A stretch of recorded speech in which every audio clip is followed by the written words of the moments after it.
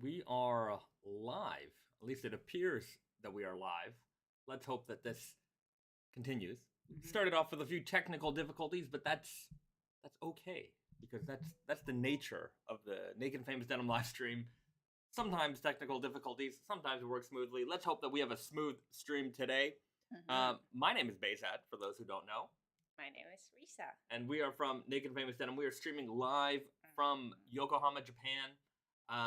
We're here to answer your denim questions, preview new products, rant a little bit, probably run into some technical difficulties. Hopefully not. Try some snacks, recommend some movies. Have a great hangout with all of our denim friends from all around the world. And, we're streaming from Yokohama, Japan. Let us know where you are tuning in from right now. We've got Jolyne checking in from Portland, Oregon, I presume. Will Socks, hello from London, UK. The Moors in the house. Greetings from the DC area, DMV. Catman checking in from Chicago. He says, no Naked and Famous gear today. Just some old school Bulls shorts. Okay. Great choice. Old school Bulls. That's pretty much when I stopped watching basketball. That was the golden era. Yeah. Dynasty. Michael Jordan and Charles Barkley. I was a big Barkley fan. Love Barkley. Leandro Roca checking in from La Habra, California, wearing my natural indigos. L is here, checking in from Wisconsin. Jason Morales, Long Beach, New York. Pete McLeod, hey everyone, viewing from Toronto, hometown, OG, hometown, Toronto, the 416, the 905. I do not acknowledge any of the other area codes in What is Toronto. 905? 905 is, I would guess, considered the GTA, so the around Toronto area. But that I remember when they had to split Toronto's area code from, and then they added 905, and then it was always like Toronto is the 416 to the 905, and now there's other ones, 514. No, that's Montreal. 514 is Montreal. What other area codes are in Toronto? I don't remember. 647. That's it. 647. That's been around for a long time. And even I still don't acknowledge that. I have not lived in Toronto for very, very many years. But I still have a Toronto phone number with a 416.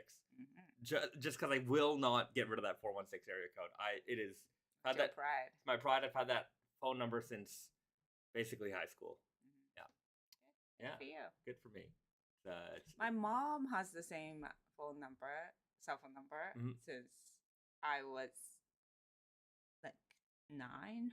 All right. Something like that. Yeah. You can't get, it's yours. I wish you could buy your phone number. That is like over 25 years. Yeah. Can you own your phone number? That's a good question. You should be able to do that. Well, you own it as long as you... Well, you don't own it. The cell phone provider, but somebody owns that. You're renting that number. Right, because you don't own the phone, Yeah, but say I don't want a phone anymore, or maybe I don't want a phone for like a couple of months or whatever. Can I keep it? If you pay for it, probably. Yeah, right, but I want to own it. I want to just buy it out. I just want to buy that number's mine. Nobody else can have it. Anyways, you guys let me know. Is there a way around it? Phone number for 25 years, they probably don't want to give that phone number away because there's going to be a lot of people who they don't care. 25 years. They'll give it away. They'll give it away to the next person in line. All right. Well, anyway, Cathedral Ring OGs use Nokia phones along with those numbers. I really want the Nokia phone from the Matrix, from the first Matrix, that Nokia phone. Yeah, sometimes I look online at old phones just because. I know I'm never going to use them, but I do just enjoy... I don't want to get into collecting old phones. There actually is a whole thing. I'm sure. Of people who do that. Venomous Teddy Motorola Razr. I never had a Razr. I had a Razr. Yeah. I also had a BlackBerry Pearl. Okay. I had all these iconic phones, right. I feel. I was a Sony Ericsson guy for just... I had the T68i. That was the first color screen phone. I had the little camera attachment. I thought that was the coolest thing in the world. And I was like, wow, I have a camera phone. And the resolution was 2 by 3, terrible. I probably have that little camera attachment at home somewhere, at my mom's home. I wonder what photos are on there. I mean, we probably could store like 8 pictures of like the lowest resolution possible. And yeah, I thought that was really neat. But you know what? The hard thing about that was, back then the phones, they all had their own little like charging devices, and connecting them to a computer was very difficult. Like you had to go and buy like the charging device, like connector that would then connect to like a serial cable. And I remember buying it for that particular phone because what I would do is I would buy like, anyways, this is really stupid nerdy stuff, but I would reflash phones with like newer firmware and then resell them as different phones. Whole nonsense thing back in the day. But I wonder if I got any of those pictures off that phone. Can't remember. Venomous Teddy, LOL, Risa's face after you mentioned collecting phones. Yes. Yeah. I mean, you know what I would like to own? So there was a line, Nokia back in the day. I know very non-denim related stuff, very interesting stuff for everybody. But Nokia back in the day, they used to have a line called Virtu. And this was their ultra premium, like literally luxury phone. So like they would be made of like titanium and like crocodile leather and have jewels encrusted in them and everything. And where I worked, we would sell them. And they started at around like $10,000 and they went up to like 50 grand. To be fair, I think we had more stolen than sold. But, I've seen them in the wild, people having them like, oh, like somebody spent a lot of money on a phone. Recently we saw some pictures Recently, somewhere. Well, a couple years ago, I remember like when they went away from like, quote unquote dumb phones. I don't like that term dumb phones, but pre-smartphones. Then they started making Androids. In Japan, just as a side thing, we call it garake because it's got Galapagos phones. Like it's like, Oh, from a island of, no. It's just like it still exists, but it's just like so removed from like the current like. That's kind of funny. Yeah. Anyways. So yeah, they started making Android phones, but like they were more, let me put it. How can I put it? They were better built than the the hardware. They just weren't up to spec. So you'd end up spending like $20,000, $30,000, $40,000 on a phone that like sucked, like low spec phone. But like the old Virtus, the dumb phones, sometimes you can get them for like under $1,000, which is still stupid. I will not buy. If I found one somewhere for like $100, maybe I'd buy it just cause I'd be like, wow, this was like a thing. But they look kind of cool. And I remember back in the day, I was like, whoa, you can get one of these, and it has like a 24/7 concierge. You can call someone and they'll book you tickets and get you a restaurant reservation. I'm like, if you are that wealthy to spend that much money on the phone back then you probably would have had an assistant. Yeah, I wasn't that wealthy. I rode the bus. Right. And I would have been. Could have used the assistant. I could have used the assistant. Yeah, definitely. I'd be the richest guy on the bus. It's all good. That was young me spending stupidly.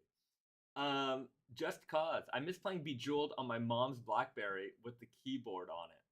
Yeah, a lot of those old, I did miss the keyboard. Yeah. That's why I loved my BlackBerry Pearl because it's just small. It's so small and it had the full keyboard. Yeah. Titan Selvedge. Oh, how the times have changed. Definitely, Francisco Michael. I was the cool kid in high school that had the TI-83 and the computer cable. I put Mario on everyone's calculator. That's pretty cool. So Texas Instruments TI-83, very iconic calculator, graphing calculator. Yeah. How do you put Mario on? You could emulate anything on the TI-83. Like there was like a challenge to get like Doom on there, and like people got games and stuff. It's kind of neat that. So it's like a computer. It's a very low powered computer, but like it could run some basic games and things like that. But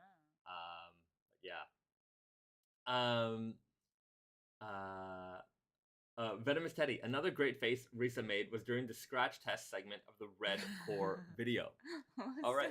Face? I know you're a non-believer in the ASMR scratch test for the denim. I just don't know if you can convey the difference in texture by the sound. We're gonna find out. We're gonna do it. There's gonna be a bunch of these, and we're gonna find out. I think that it's look, any way I could present the sense of the fabric to the viewer. I think it's a fun experiment. I like the idea. I just don't. I'm not a believer. That's okay. You know what? Let's see how the audience reacts here. Let us know if that's the kind of thing you like. I will do it more. I'm going to do it more just to spite Risa. I know she's doesn't believe in it, so I'm going to do it. I'm just skeptical, That's okay. I'm not hating this idea. Yeah. Phil Thomas writes, I own both of those Aloha shirts. Well, these are both great options. I'm glad that you own them. They're very, very comfortable. Okay, Cathedral Ring. MIJ is gritty. Sounds like a cat on a scratching post. Right? Yeah, you will. I think you will definitely notice it. Anyway, we'll do a couple scratch tests today, and you guys let us know. We should just have fabrics. Yeah. And then sounds, and see if people can match it. That's a good idea. That's a good a blind test for that. Like, we'll scratch it, and you tell me what kind of texture and weight you think that fabric is. Yeah, and then we'll make it we start with three very different fabrics. Yeah. And then make the test harder and harder. You know what, we never videoed it, but I remember being in the showroom and Garrett was testing me on if I could tell which fabric was which just from touching. So I had my eyes closed, I had the rack of all the jeans, and I would pick it up, I'd touch it, I'd smell it, and I was getting 90% of them. The only time I would get a little bit messed up was when it was the same fabric, but in a different color. Like indigo stretch selvage versus deep indigo stretch selvage. That's the same base. It has basically the same texture.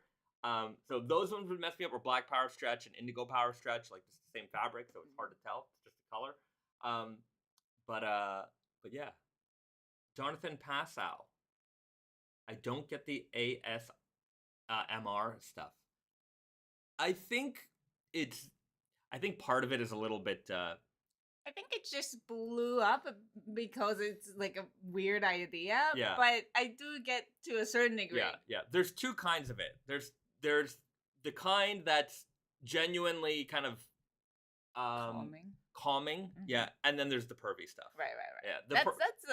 Yeah, the pervy stuff is obvious why it's a thing. No question about that. And then there's the here's a mango, squish it, and it's kind of I've never really sat through a whole one of those videos before, but I've seen clips and I'm like, oh, okay, I get it. It's kind of I don't know. It's a lot of new media right now. It's kind of interesting the way we consume it, especially because of TikTok and Instagram Reels and YouTube has Reels or whatever. And it's here's all this short content that's just kind of designed to catch your attention. Someone's repairing something, and you're just I'll watch that for 30 seconds. Right? Yeah. And it's kind of calming, kind of oh, It's also just I never paid attention to details of something. Yeah. It could be something else, but it is when the sound, it works too. I never noticed that it's a very nice. Yeah. I bet if we did an ASMR full video of just the sewing machines running, that's so and calming. all the different sewing machine sounds, that would be kind of interesting.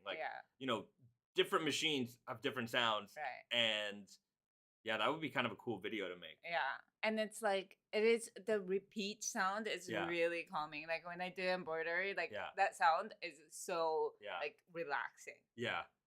Yeah, a regular sewing machine is right? And then there's the chung old machines, just. All right, that's an idea. See, this is why we have these videos, these meetings. I like these hangouts, meetings. They're meetings. Okay, I'm gonna just play around with my white balance for a second.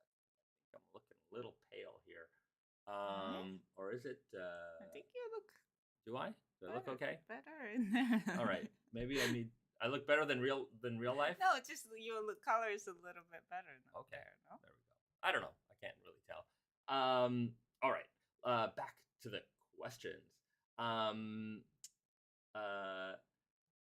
Just cause Risa Risa may be a believer if you scratch test an old faded pair of jeans to a new crisp one. Yeah, no. So the thing is, like, I know there's a difference Mhm. between, like, very soft, lightweight fabric and then heavy, gritty fabric. I know there's a difference, but my skepticism is that can you, like, grasp the texture difference of something, very similar? Like, not everything is completely different. Yeah.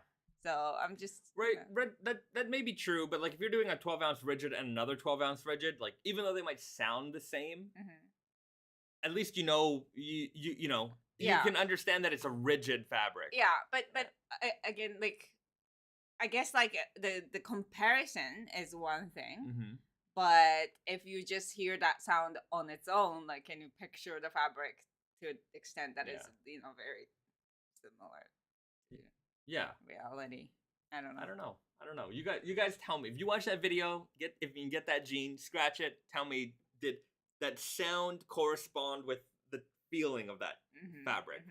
I think if we start with, like, very different fabrics and then bring us, like, closer together, we can train ourselves to hear the differences. Yeah. Also, when the scratch and sniff denim comes out, we definitely have to scratch test that. But I can't convey the smell. Yeah. We just have to. We got to invent a new technology. Yeah. That's it. Francisco Michael, part of the denim sommelier training. Got to be able to hear the sounds. And I got to be able to describe the scent. Describe the scent of indigo. Like, yeah. Oaky afterbirth. Oaky afterbirth. That's it. Any plans for a colored core black jeans? Yellow core black jeans, maybe. Black is not a possibility at this point for color core denim. So you can't have a red core denim with a black exterior. We've thought about it. We've tried it. It's just working with our mills, it hasn't been figured out. Maybe we'll figure it out at some point, but we've tried it a few times and it's not been a possibility as of yet. Alexi, would it be possible to have Tate and Yoko show a faded swatch on future products? Yes and no. It's not so easy. We have to, the problem is, like, we can sometimes take, like, sandpaper to something and it doesn't give you the most authentic looking fade. And then of course there's just so many jeans that we can't possibly wear them all in time.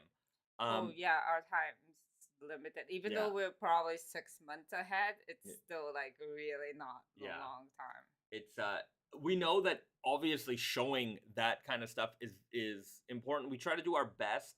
I know at the Red Core we did some sandpaper testing and we did some the macro photography and we showed off a little bit of that so you can understand. And then we also compared it to some previous, color core fabrics. So I think, with all that information, you might have a good idea of what you can expect there. But certainly I know that there's some other fabrics that we might not have, all of that information right up front. It's on our list of things to figure out, like how we can show that off. But we definitely hear you. BD, I love the sounds the Naked and Famous bags make when Terry is doing an order picking video. Yeah, Terry's videos, they're fantastic. Tati and Yoko is really picking it up with the videos these days. If you're not following Tati and Yoko on Instagram, do it right now. It's okay. You can look away from the screen, pick up your phone. No, Instagram, Tati and Yoko, follow them. Their reels are really funny.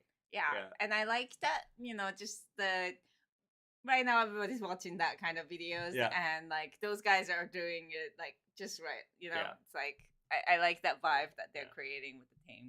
It's not too serious. It's not like, denim serious hour. It's very casual and fun and but it's also like, you just kind of, if you're in raw denim, like, world for a while, like, you just, you get it. Yeah. There's a lot of, like, little jokes that you'll understand.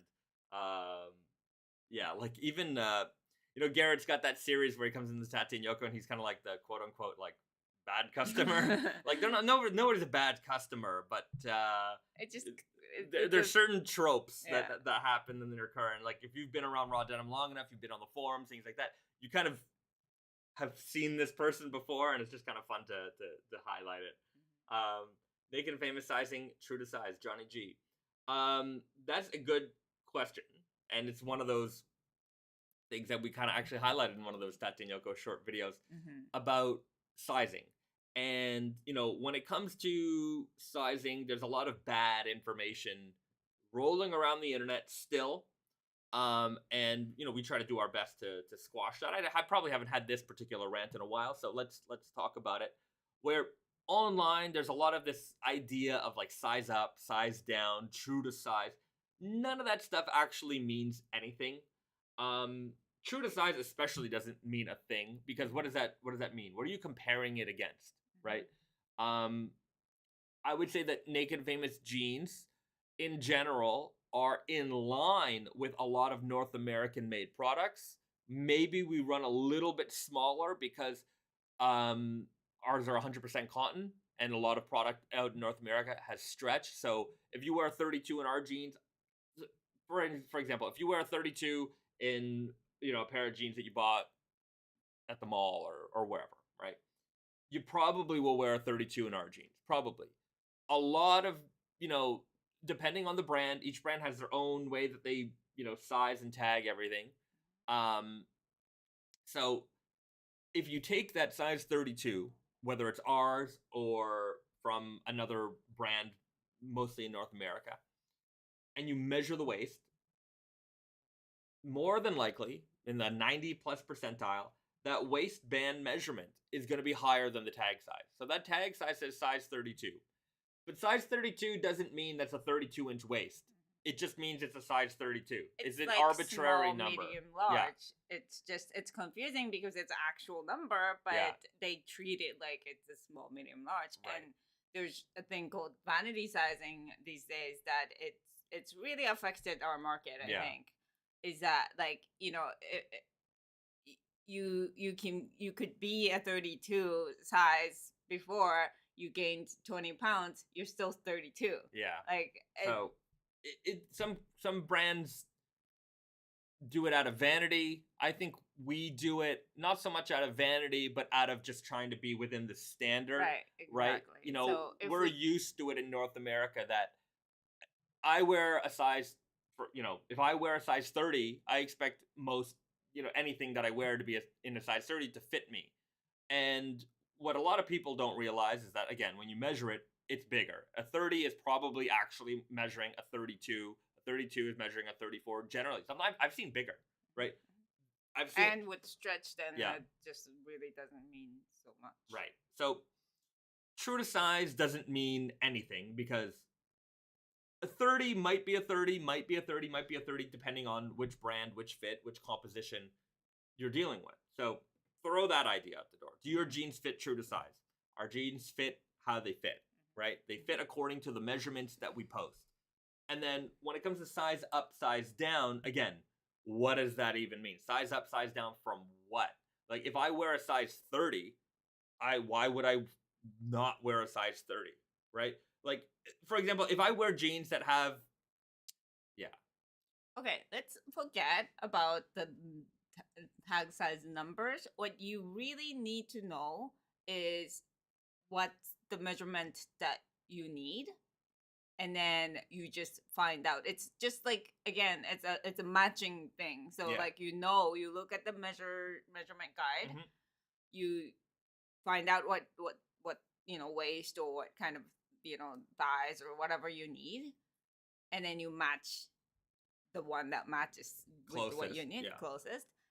I would go larger than smaller. Oh yeah. Just by the way. But then you take that number, and then it's not that you can take that number anywhere else. You just have to stick with it. Yeah.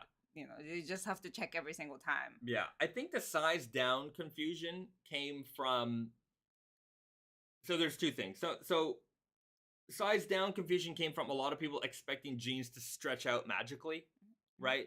So they're like, well, if I'm a 30, I'm going to buy, and that's a size, you know, if I wear a size 30 normally, I'm going to go buy that size 29. So that when it stretches out, it'll be like too big on me.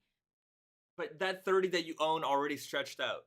You know what I mean? The one that you're wearing Was a size 30, it's stretched out. So all you're doing is getting into smaller pants. But also, like, if you fit that pants perfectly when it's stretched out, that means when it's not stretched out, when it's brand new, it's too tight on you. Yeah. So you want to measure the jeans that you're wearing now that fit you well. Presuming you have a pair of jeans that fit you well. Maybe you lost a lot of weight, your jeans don't fit you well anymore. But even then, what you do is you take that pair of jeans that you own, you measure it, and you can understand, okay, well, these are about an inch too big for me, or 2 inches too big for me, whatever.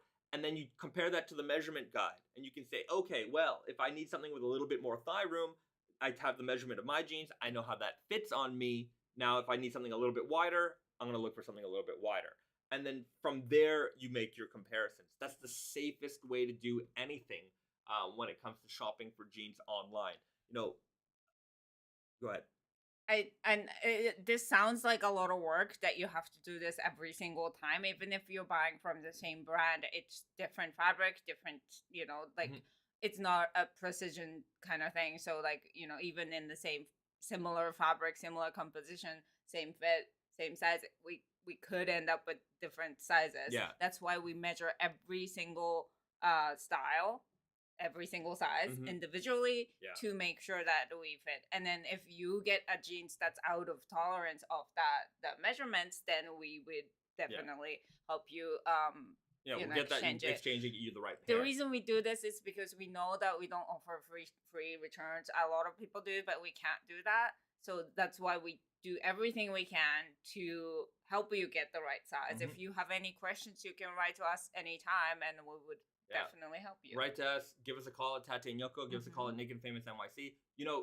We have a toll-free number, so you have all. We're very, very happy to help you find that right size. Just don't make those assumptions about sizing up, sizing down. A weird guy Katetsu size 32 might be a little bit different from the weird guy left-hand twill size 32. Slight variances may make a difference for you. You definitely want to check out those measurement guides. And like Risa said before, it's not a precision craft, right? Things are cut by hand. Things are sewn by hand, obviously with machine, but it's hand operated. And the way that fabrics react, even, on the cutting floor, if it's what we'll do is we'll have those fabrics, we'll lay them out, and usually we'll have them laid out overnight so the fabric can settle. But depending on the moisture in the room, like if it's the summer versus the winter, fabrics settle a little bit differently, right? So all these things can make small variances in the jeans. Probably not enough for you to really notice it when you're wearing it, but if they come out a little bit smaller or a little bit wider, and maybe in the waist, that's when you're going to notice it the most. And that's certainly why you should pay attention to that measurement guide. Measure your jeans first, compare it to the guide. If you're not sure, give us a call. Yeah. We're happy to help you out there anytime. And just as a thing, I look at return reasons analytic all the time, and 75% of all returns, are not just that it's the size didn't fit, but it's too small. Yeah. There's a certain percentage of it was too big, but it's minuscule compared to 75% too small. So you probably want to what do you say that word? I wouldn't say size up, but don't size down. It's literally the worst information that still goes around the internet. Everyone thinks that their jeans are going to stretch out magically. They will not. The only ones that will are the Blue Comfort, because those things are awesome because they stretch a lot. But if you're dealing with 100% cotton or even 2% stretch, they are not going to stretch out a full inch, an inch and a half. Maybe you'll get half an inch, 3/4 of an inch, but a full inch, probably not. But again, until you get there, how are you going to stretch it out if you can't even wear them? They're too uncomfortable. If that button doesn't go up smoothly, comfortably, it's too tight, give us a call. We'll get that exchanged for you. And also, as I always say, when you're standing up, that's when your waist is the smallest. Yeah. But in real life, you move around, you sit down. You need more room. Yeah. So, look, like Risa mentioned, we don't do free returns on Tate and Yoko. It's depending on where you are, it's $5 or $10 to ship. I think international, it's a little bit more. Is that anyway? I don't remember what the price is. 10 or $15 to ship it. Anyways, it's it's a small charge for shipping. We certainly eat a lot of the shipping charge for that. But returns, the reason why we don't offer free returns is because it's a big cost. We don't want to have to build those costs into the cost of the products, and we don't want to force people who made the right choice with their sizing. And we have a very, very low return exchange rate, very low. So I don't want to have to charge the vast majority of customers for the shipping charges that they're not gonna end up using. So it's just like with our jeans. There's certain frills that we don't have in our jeans, which help keep our costs down. And hey, we could put some of those frills in, but a lot of people may not notice. A lot of people may not care. So why would we increase the price of our product for certain little details that may or may not be important to most? So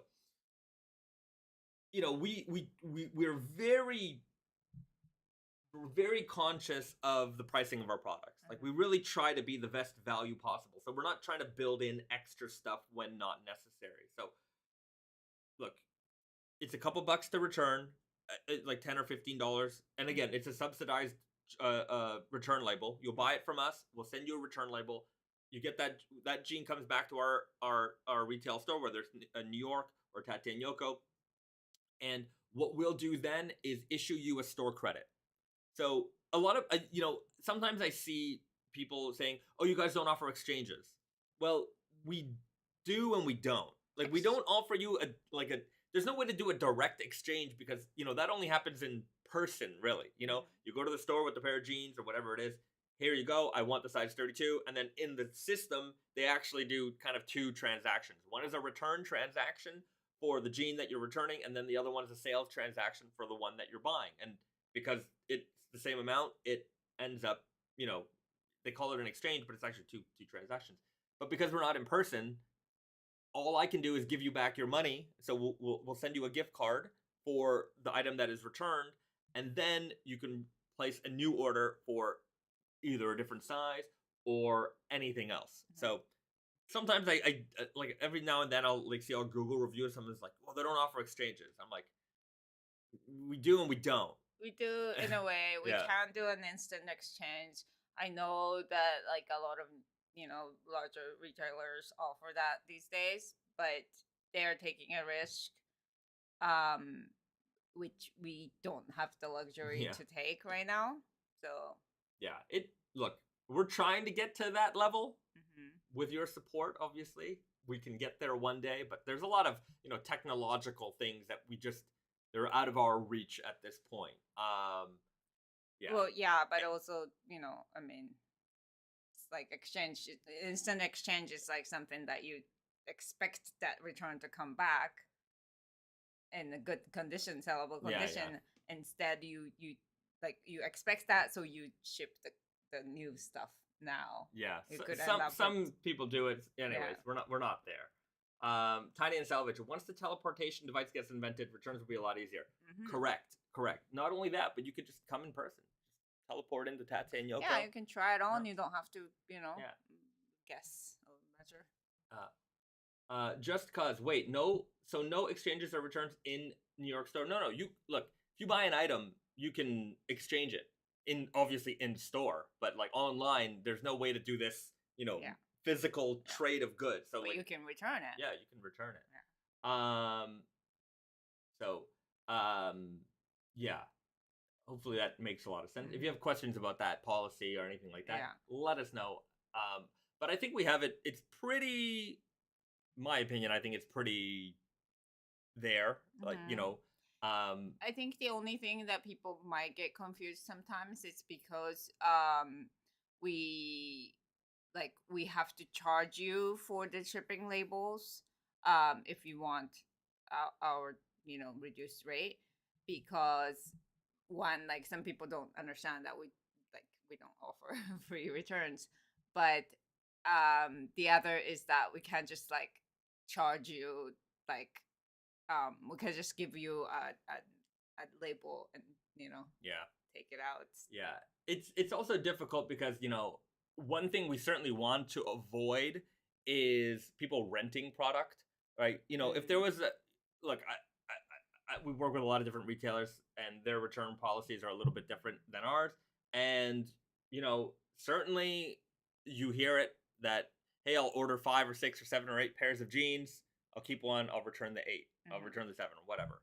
And then number one, we have to process those returns, make sure that everything was returned, in the proper packaging, this, that, and the other thing. But then that's like 8 or 9 or a bunch of jeans that are out of inventory, unavailable to sell to somebody else while they're sitting at somebody else's home. So we definitely don't want to do that. We don't have the kind of inventory where that is something that we can offer. Maybe one day, but like we're not the Gap. You know what I mean? We're not this huge giant company that can do that. Sometimes people think we are. Sometimes people think we're like this big mega brand, but we're a small independent brand and we're growing certainly, but we're not the Gap.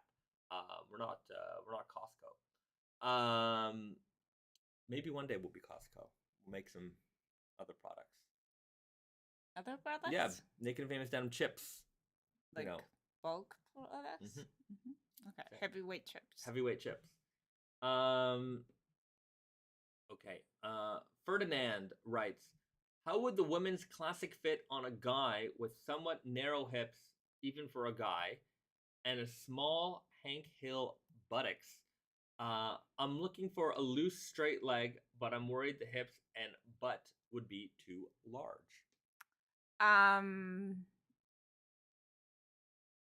Perhaps, but I mean, you just kind of like it. Yes, in general, like with classic, like it's made for women, so like the high waist is relatively small compared to the hip. And just to kind of side note, that's why we are trying to make like a straight fit for men, so that it's meant for men. But I've seen like relatively skinny guy wear no big hip kind of guy wear our women's classic, and it looked good. It's just that like you kind of have to maybe like wear it like a not super fitted. Obviously, it's gonna be like a little baggy, and that look is kind of cool. I thought. I wish I had a picture of it, but maybe we'll work on that. Yeah. At some point. Sorry. Just playing with the colors a little bit. Yeah, we definitely have to work on women wearing men's fits and men wearing women's fits. Yeah, that needs to happen. Okay.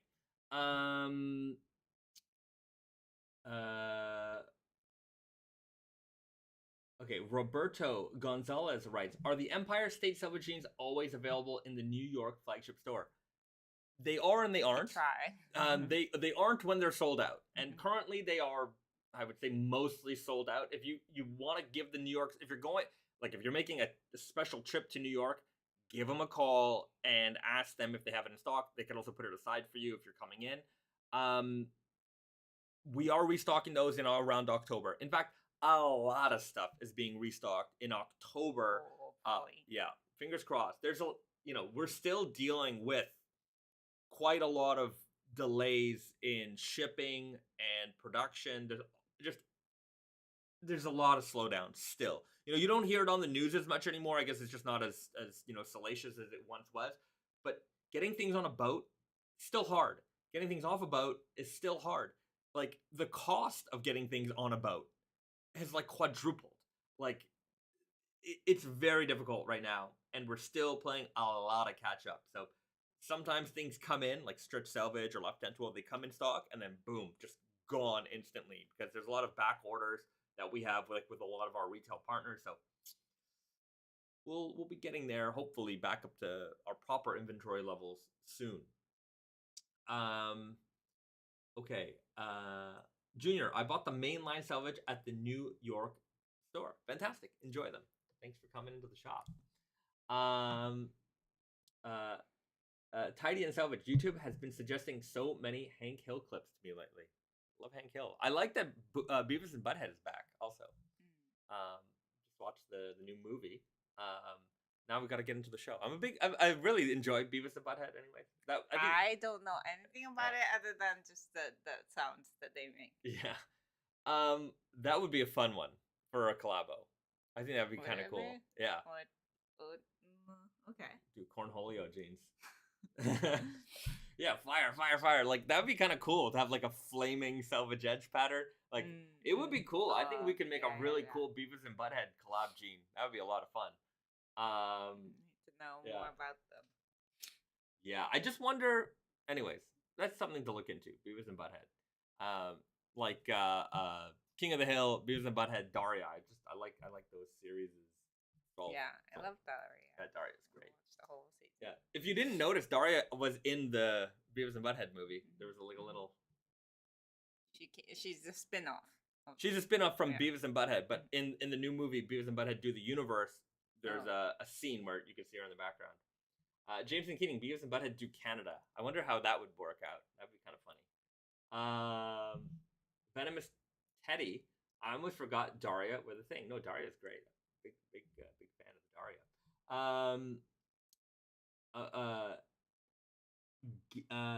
Game Gramps writes, is the pocket size for the women's fits same as the men's fits? It is not the same. I'm not sure if you're talking about the back pocket or the front pocket. Front pocket definitely is smaller, even though in classic Max and Arrow it is bigger than a lot of other fits, but it is still compared to men's smaller. The back pocket, I believe it's similar. Yeah, it depends on the fit, but the back pockets are like classic the weird Max, guy style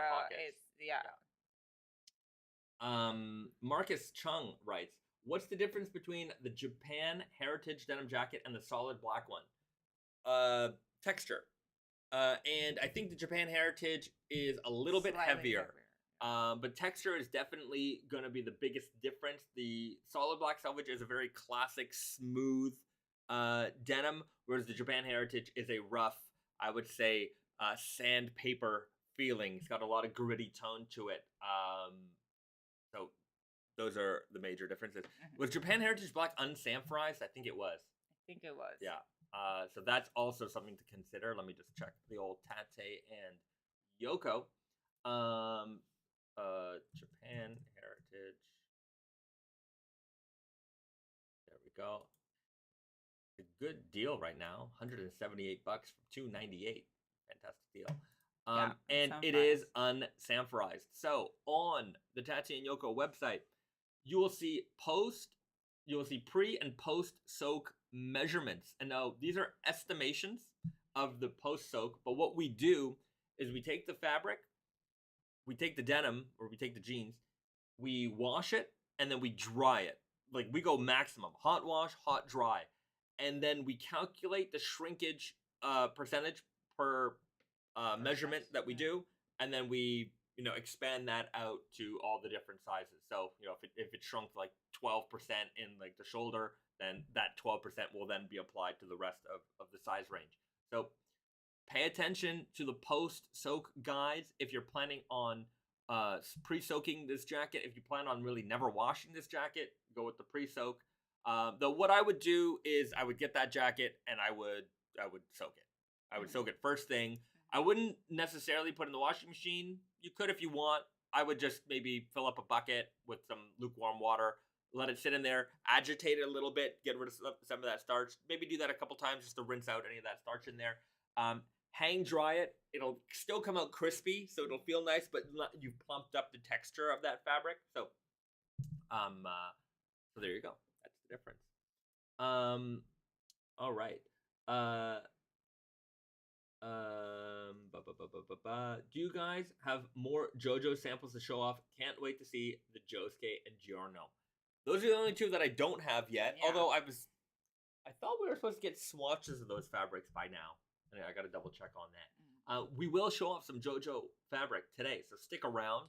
And if you want us to show off, I already admitted that we're going to show it off. So I was going to say, if you want us to show it off, hit the like button and subscribe to the channel. Or hit the like button anyway. Do it anyways. You should do that anyways. Now is a great time for you to hit the like button, subscribe to the channel if you're not already subscribed. Which if you aren't, shame on you. Shame, shame, shame. But you know what? You can redeem yourself by hitting the subscribe button right now. And leave a comment in the comment section below. What is if you're watching this live, you can still comment in the comment section. If you're watching this in the replay, let us know what you're wearing today. The more comments we get, the more interactions we get with these videos, the more they expand out. You know, it helps, you know, people looking for raw denim content on the internet.com find us, and we can talk to them about denim. They can join our fun hangout community here, and the more we can grow. So help us out. BD, hit the like button. This is not financial advice, but it is good life advice. All right, back to the questions. Melody Murray writes, regarding the future Naked Famous LA store, where would be your dream location? I mean, La Brea. La Brea, I suppose. I know it's kind of a cliche, but I think there's a reason why it's a cliche. Right. Yeah, but I mean, you know, we could find a cool, you know, upcoming neighborhoods too. Right. Yeah. Somebody was telling us to do a beachfront store, which I don't know if that's great advice or not. But the advice behind it was, he's like, it's colder by the beach, so people like jeans, right? And I'm like, that does make sense. So, anyways, we're not sure yet. It's still very early in stages. Brandon's got to go out there and do some you know, scouting. Figure out what's going on. It's gonna. Let me tell you this: it ain't gonna happen quick. Almost like it's gonna take a while. It's like, especially that being so far away that like, you know, you still have to go. You know, with New York, like Brandon could go very easily. We were going a lot to go scout out locations in New York. Like, sometimes, like, we would literally go for the day. Like, in the morning, get on a flight, go to New York, and then go check out 4 or 5 spots, get on a plane at night, go home. Like, we were out of there quick. With LA, it's not so easy. Accessible. So, Francisco Michael, Bahzad, will you be my life coach? I will not be your life coach. I have nothing, I don't know how that would work. But you know what? If you want coaching advice for jeans, I could definitely help you with that. Yeah. I don't know how to. I'm still working on my life, so we don't have walls, guys. I like it like this. We don't have ceilings either. So yeah, just do good. You'll be fine. Cathedral Ring. I've got the Katetsu on my list.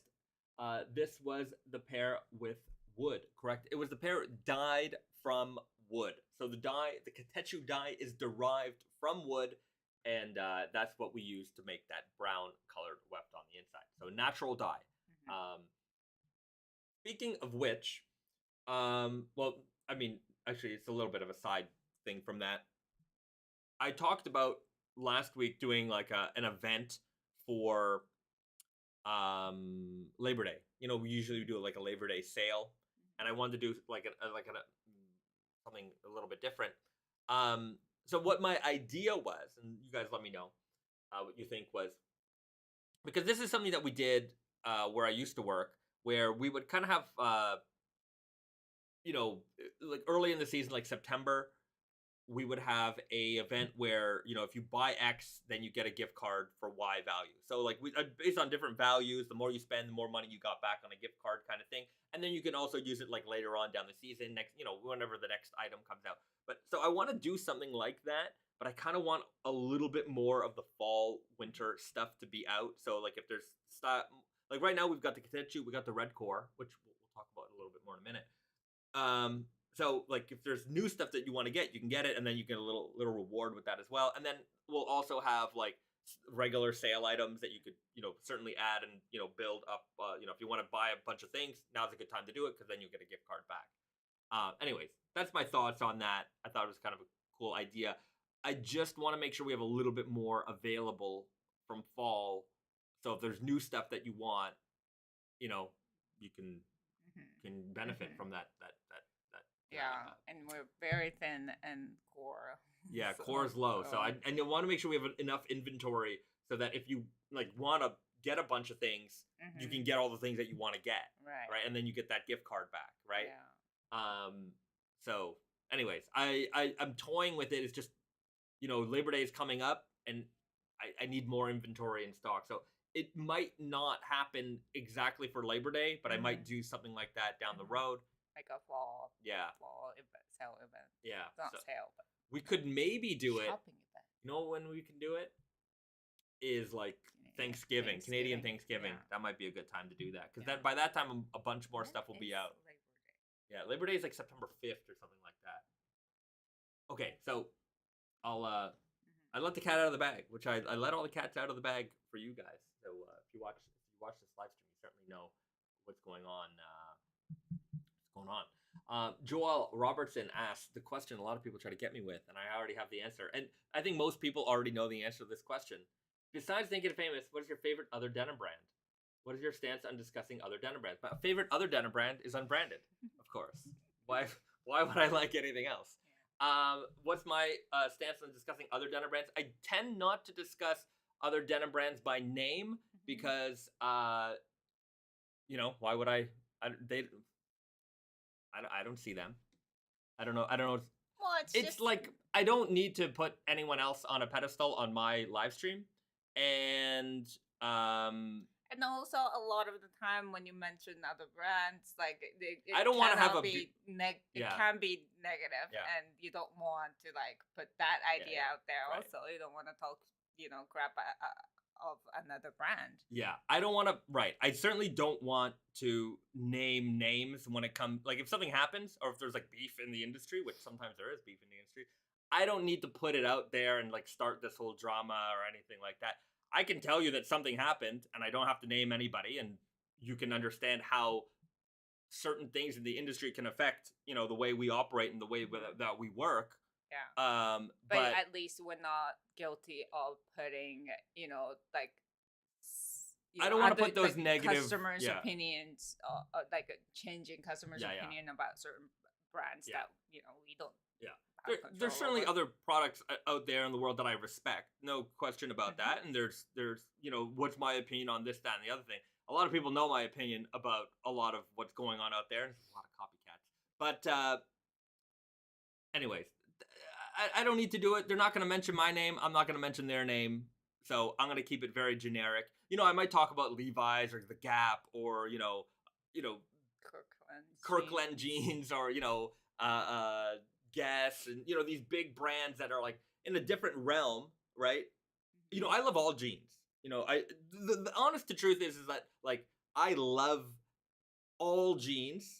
There are certain opinions I have about my, little niche of the industry and like what I think is cool, what I don't think is cool, which is, my opinion. It doesn't have to be your opinion or anything like that. It's just the way I think. And I'll mention those things with, I won't mention names, but like if I'm talking about, the history of jeans, obviously a brand like Levi's is something that you got to mention, or a Lee or a Wrangler, or even unknown jeans that or Canadian jeans history like GWG jeans.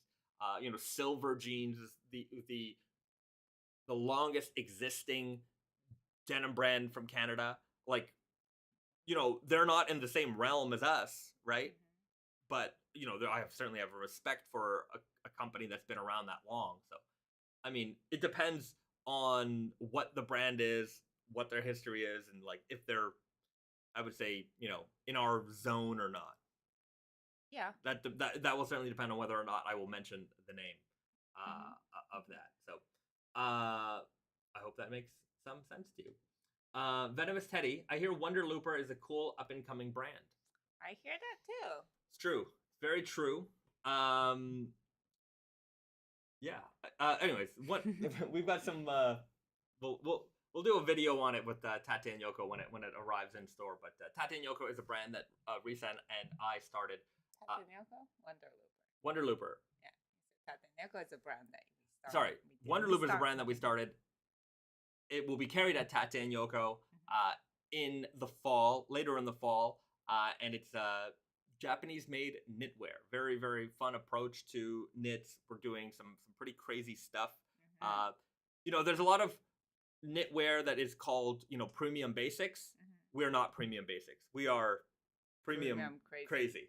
So you like crazy knits, you like crazy fabric in general, we're certainly gonna bring the ruckus.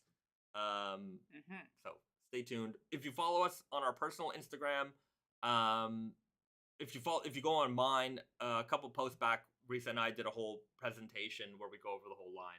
You can check it out there. But yeah, it's coming to Tate and Yoko. It's coming to a handful of retailers worldwide. You're going to be able to find it in Toronto at Gerhard Supply, another Naked and Famous Denim partner. In fact, they're pretty much all Naked and Famous Denim partners. I mean, you know, yeah. they are. We do have these good relationships. Yeah, with they folks, trust us yeah. in bringing yeah. good things. James Dance on board. We've got Makis out in Portland. Crimson Serpent's Outposts. Yeah. So we'll have the full list of retailer availability soon, and I hope you enjoy it. Okay. Joel Robertson. That's true. Always people out there trying to twist what you say and make drama where there is none. True. So, you know, if I have an opinion about something, I'm going to give a general opinion. And I don't want to, you know, focus in on anyone specifically. Michael Hallmark. I assume Wonder Looper is going to have some loop-wheeled knits. Considering the name, I've been in the market for a loop-wheeled sweater. We will. Anyways, we're going to describe the entire...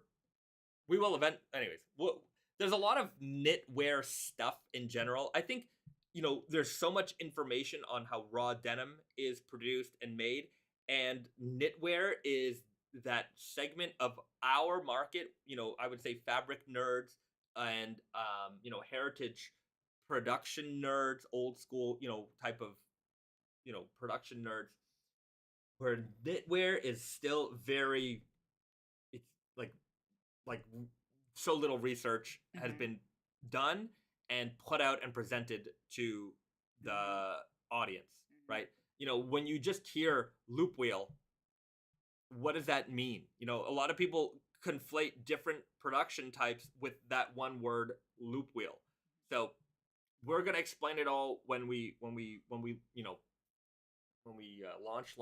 There's gonna be a lot of fabric nerd information, and we hope to really dispel a lot of untruths about the knitwear world.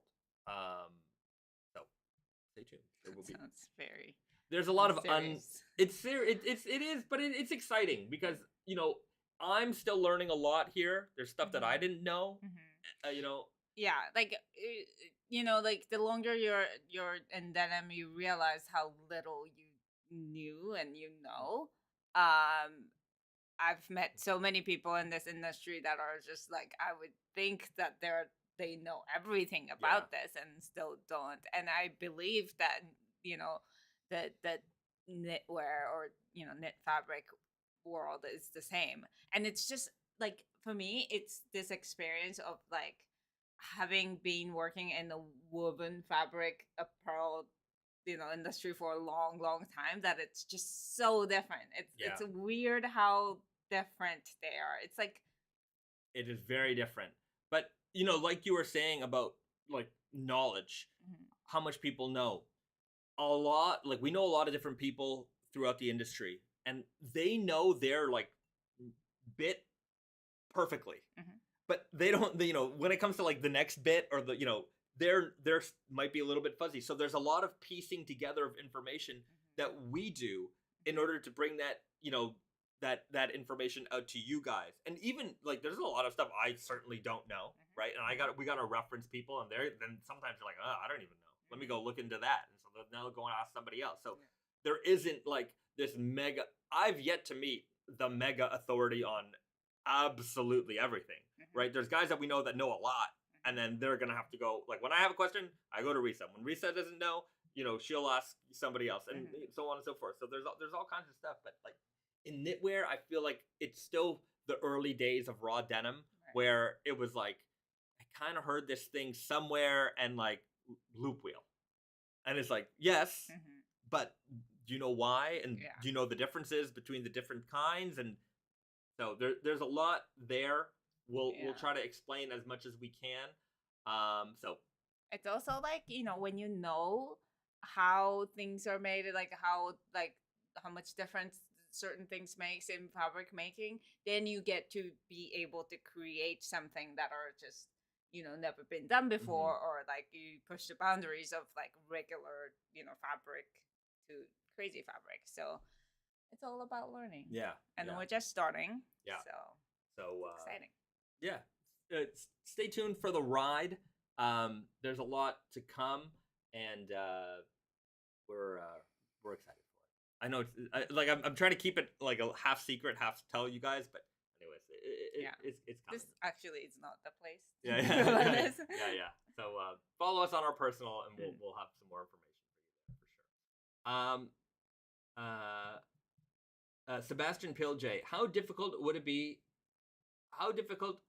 be to get your hands on your own loop wheel knitting machines? I know they're pretty hard to come across. Again, this is the question. Loop wheel machine. All knitwear, except not all. Most knitwear is made on a loop wheel machine. Now it depends on what kind of loop wheel machine you're talking about. I think the language. I think you were a little confused about the language when people say loop wheel, and I think a lot of other people are too. But when you say loop wheel, it usually means suriami. Suriami, it's a specific kind. It's like Selvedge shuttle looms, and similar to shuttle looms, it isn't that hard to come by. Like there are only certain numbers of those machines that are operating right now today, but the machines itself, there's right, there were so many. I assume that the machine itself can be attained. It's just like operating it. It's just like even if we were to get a shuttle loom, like if we wanted to really get a shuttle loom, like we could probably get one. But can we weave denim on this? Maintaining the machine, operating the machine, getting all the stuff that you need is not just having the machine, there to weave, right? You need to set the machine. You need to have like the ability to get the rolls off the machine, put the bolts of yarn on the machine. Like there's a million things that go with it. Yeah. And we're not unless set up you for know that. what you're doing, you cannot make a roll of fabrics that are good enough to make jeans with. Yeah. Every now and then I get a story of like, like this guy is gonna start making Selvedge denim in his garage or something. I'm like, no, he's not. I'm just like, there's no way you're gonna do that. Like when you go to the mill and even the small ones where I have like 8 machines in there, like the amount of other equipment and stuff that they have in order to make that room run is not the same as what you're gonna have at your home, or even a lot of these industries are built around, like, there's a reason why Okayama is like denim central, right? It's because all the other industries that support the denim industry are all there too, or very close by. So you can't just start this venture in your backyard or in a warehouse somewhere that doesn't have all the supporting industries that you need to go with it. It's just. And as much as we are involved in making designing the fabric, making the fabric, but until we get the roll of woven fabric, the process from aside from like having ideas, the process from weaving the twisting, spinning the yarns, dyeing the yarns, weaving into a fabric, finishing it, all of that we have nothing to do with, because there's people who are equipped to do each and every step of it separately. Like they just some mills do start to finish, but like most people who are in this industry, they just they have a business and they don't have there is no point in going above to that and being involved in that, because they do it so well. There's no way that we can do better. Yeah, so it's I mean, even the big guys, they don't run their own looms. You know what I mean? Even they don't do that anymore. They're like, we're gonna leave that to you guys. You guys are the fabric makers. We're the we make the jeans, right? You guys are professionals there. We don't need to get involved in that. Yeah, you handle it.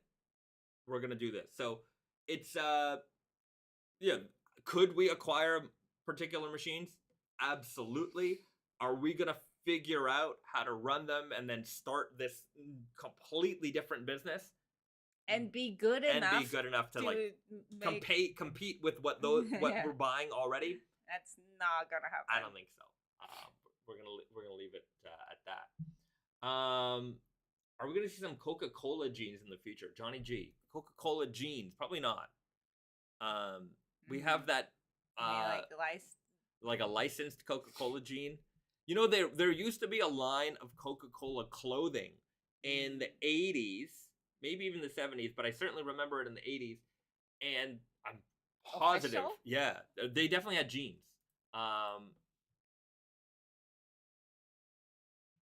They had them, and they had all kinds of clothing back in the day. Okay. Like these kind of sweaters here. Oh yeah. Right. So it's basically logos. yeah, it's just a logo on a Mhm. a generic pair of jeans, but they certainly had a clothing line back then, and you certainly see a lot of licensed Coca-Cola clothing product now.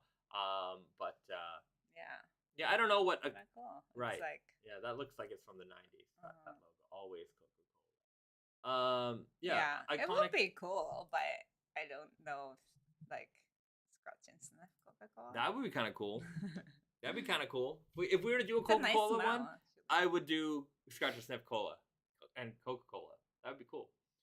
Yeah, but I meant like cola dye, like the milk ones. Oh. I don't know how cola would really work as a dye. I don't think it would stick. Yeah, I don't think so. RC cola only. Right. Yeah, I don't think it would. I don't know. Yeah. Yeah. I also I don't know what the appeal of that would be, really. Like, it's kind of neat to do that as just a, but like I find that people who are into interesting dyes tend to like things that are more traditional and natural. Wine dyeing was interesting. Coffee dye I thought was very neat because I think there's a big cross section of coffee lovers and coffee nerds and denim nerds. So that was a good intersection of things. The wine was very interesting. Yeah, I don't know. I mean, Cola dye. It's maybe. Look, anything is not anything. I like the idea of going beyond like regular like dye stuff, world. Yeah. Like natural dyes, all just has a history, which is cool too. But it's something that never. I don't think in any big scale that people have done Coca-Cola dyed fabrics. Right. So I like the idea. I just don't know how the execution would be. Right. There's a question. Somebody asked, how heavy are the rolls of fabric? How heavy are those rolls of fabric? Tidy and Selvedge writes. It depends, because it depends on some rolls come in like 50-meter rolls. Sometimes they come in 100-meter rolls. Sometimes they come in 200-meter rolls. Sometimes they're 25 right. too. So sometimes they're Selvedge width, which is like just about a meter. Sometimes they're wide width, which is about 2 meters. So it depends. Anywhere from like, maybe a typical Selvedge roll in our warehouse, probably like 80 pounds. I have no idea. I'm not good. You've never picked one up? But some of them are big. Like, can you pick one up? It depends on the size of the roll, right? Some of them I can. Like if it's a 50-meter roll of like, a 12-ounce fabric, it might be, I guess 80 pounds or 50, 80 pounds, something like that. If it's like, some of them I couldn't get my arms around it. They're too big, right? There's no way. So, it all depends. But they're not something you can just toss around. And once you have a couple of rolls, then everything needs to be put on a pallet, and you need a truck to move it around. Okay, I just saw a shirt from Sebastian Pilje. He saw a shirt from a Japanese brand that was dyed with insect gall. Insect dye, lac dyes. What's a gall? I don't know what insect gall is, but usually lac, L-A-C is the insect dye. Right? Yeah, shellac. That's where shellac comes from lac. I heard leather jackets were done with tea. Not sure if that's true. Leather jackets were done with tea. Cathedral ring. I don't know in what reference that is to. Maybe somebody did a tea dyed leather at some point. Not sure. Michael Hallmark. If I got the right size, could I layer a sweater underneath your red gradient core jacket? Yeah, absolutely. Yeah. If you're layering a lot like thicker, heavier sweaters, go. If you normally wear a medium, check the size chart. But you can go up one size. Like I usually wear a medium, but I could wear a large also. Depends on how much I'm layering underneath. Yeah. And also, like, how big your arms are. If you have bigger arms, like, you might have trouble. Yeah. Johnny G, vodka dye. We have seen sake dye. Yeah, sake dye is possible, but the problem with that is like we actually did a beer dye denim once. We sampled it. We never produced it, but you don't see it because like a sake Even dye or beer dye. Yeah. Sake is clear, Yeah. first of all. So it's like, I mean, even if like you use the unfiltered, like a little whitish things, it's like you're dyeing white dye with white. So it's not exciting. Even beer didn't show up. I would imagine they used like a regular, like lighter beer. So like it was like barely like noticeable. Maybe it's different if we use Guinness or like red beers and stuff. But when we used it, it was like a faintest touch of like warmth to the cotton that it looked like it could just be like a natural cotton color. So it really didn't do anything. And like when you dye, you have to see it. Yeah. Right. Sake, that was the point, right? Yeah. Like, oh, I dyed this in sake. Well, I don't. It looks exactly the same as whether you didn't dye it in sake. So there's no point there. Tidy and Selvedge, scratch and sniff Zima dyed jeans. Speaking of Zima, it was finally discontinued in Japan this year. So for those people who missed it, there was like a big thing where like everyone was like buying up all the last of the Zima, and Zima was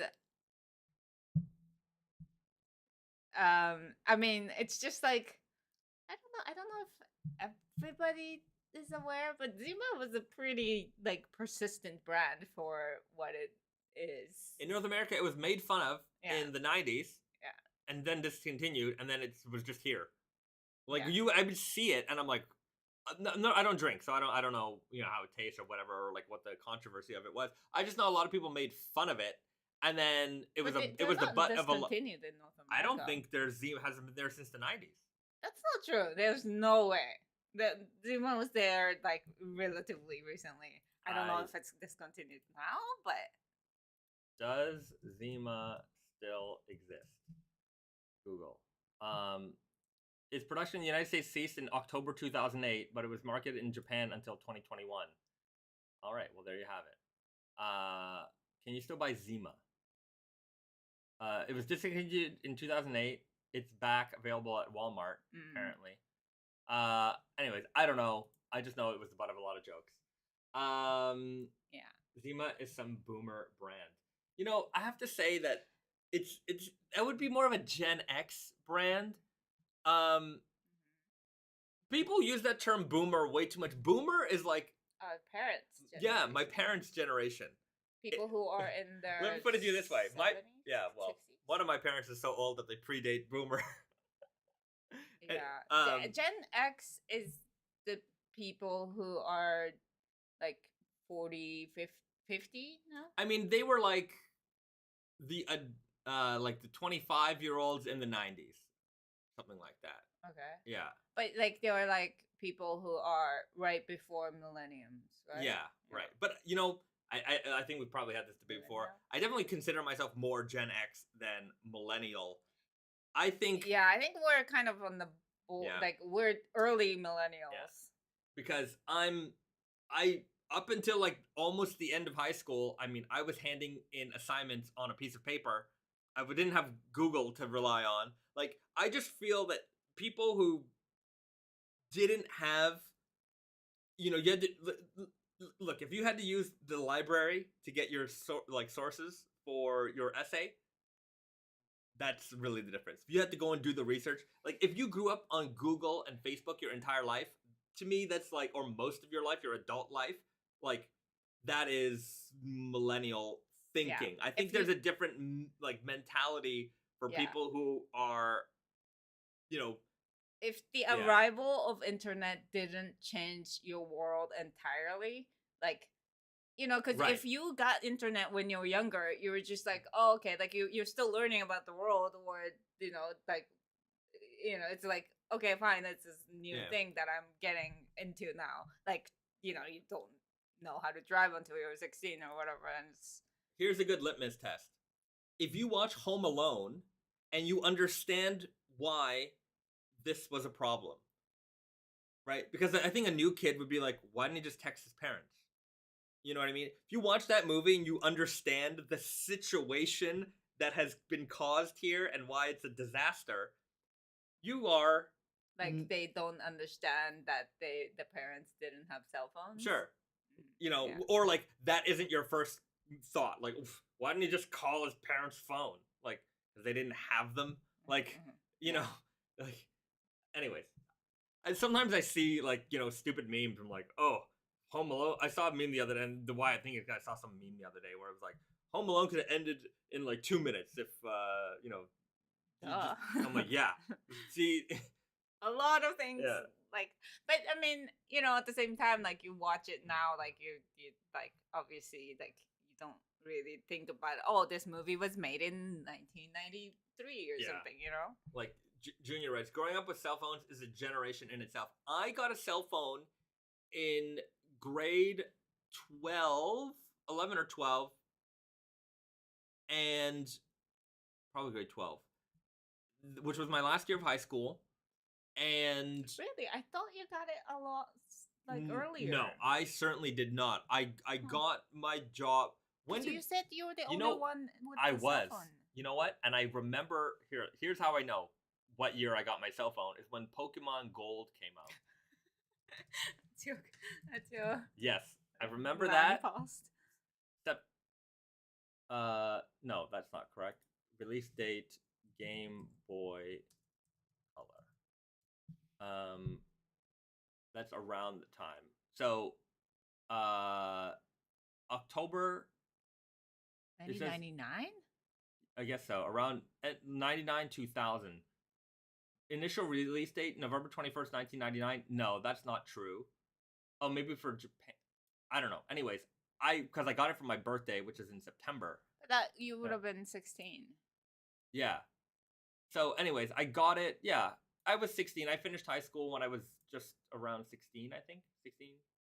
Yeah, I finished high school in 16, and then I... Okay, that makes sense. So, anyways. That's really early. I didn't finish high school until I was about to turn 19. Yeah, I took, like, extra classes, and, like, anyways, I what we call it was fast tracking, so, it's like college. You can do that. So, I had my phone. I was one of very, very few kids in school with a phone. It was at the point where my school was like, if you have a phone in school, they will take it away from you. And I remember 100%. I had my phone literally just out as I was like cleaning out my bag. I remember I was sitting in front of the art class, and like between lunch and art. So like class wasn't started yet. I was just there. I was emptying out my bag, taking out some trash. My phone was literally on my bag, and like the art teacher came and he took my phone. He bent over, took my phone. He's like, "You can get this from the office." And I'm like, bro, like, you can't just take my phone. And anyways, he could, and he did. And then I had a little meeting with the principal who did not like me at the end of the day. And she's like, well, your mother's going to have to come and get this. And I'm like, my mom knows I have this. I have it, so my mom can call me because I work, and she did, you know. Yeah.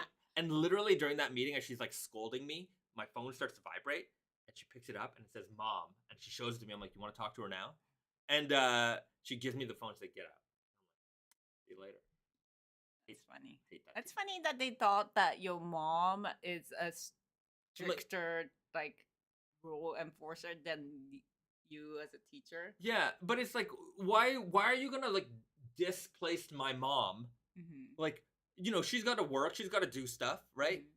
So you're gonna make her go out of her way to go and get something back from you, which you could just hand right back to me for what reason? Oh, your kid can't have this at school? Well, he wasn't using it, right? And I go to work directly after school. So what, am I supposed to go home, get my phone, and then go? Get out of here. Nonsense. Sounds like my school. Well, But yeah. In Canada, teachers can't tell you what to do. here's a question. In Japan, before people got like cell phones, like full-on cell phones, they had PHS. Like after pagers, like you send the number and you call from the pagers. payphone. Yeah. Pagers, and then PHS, and then What's PHS?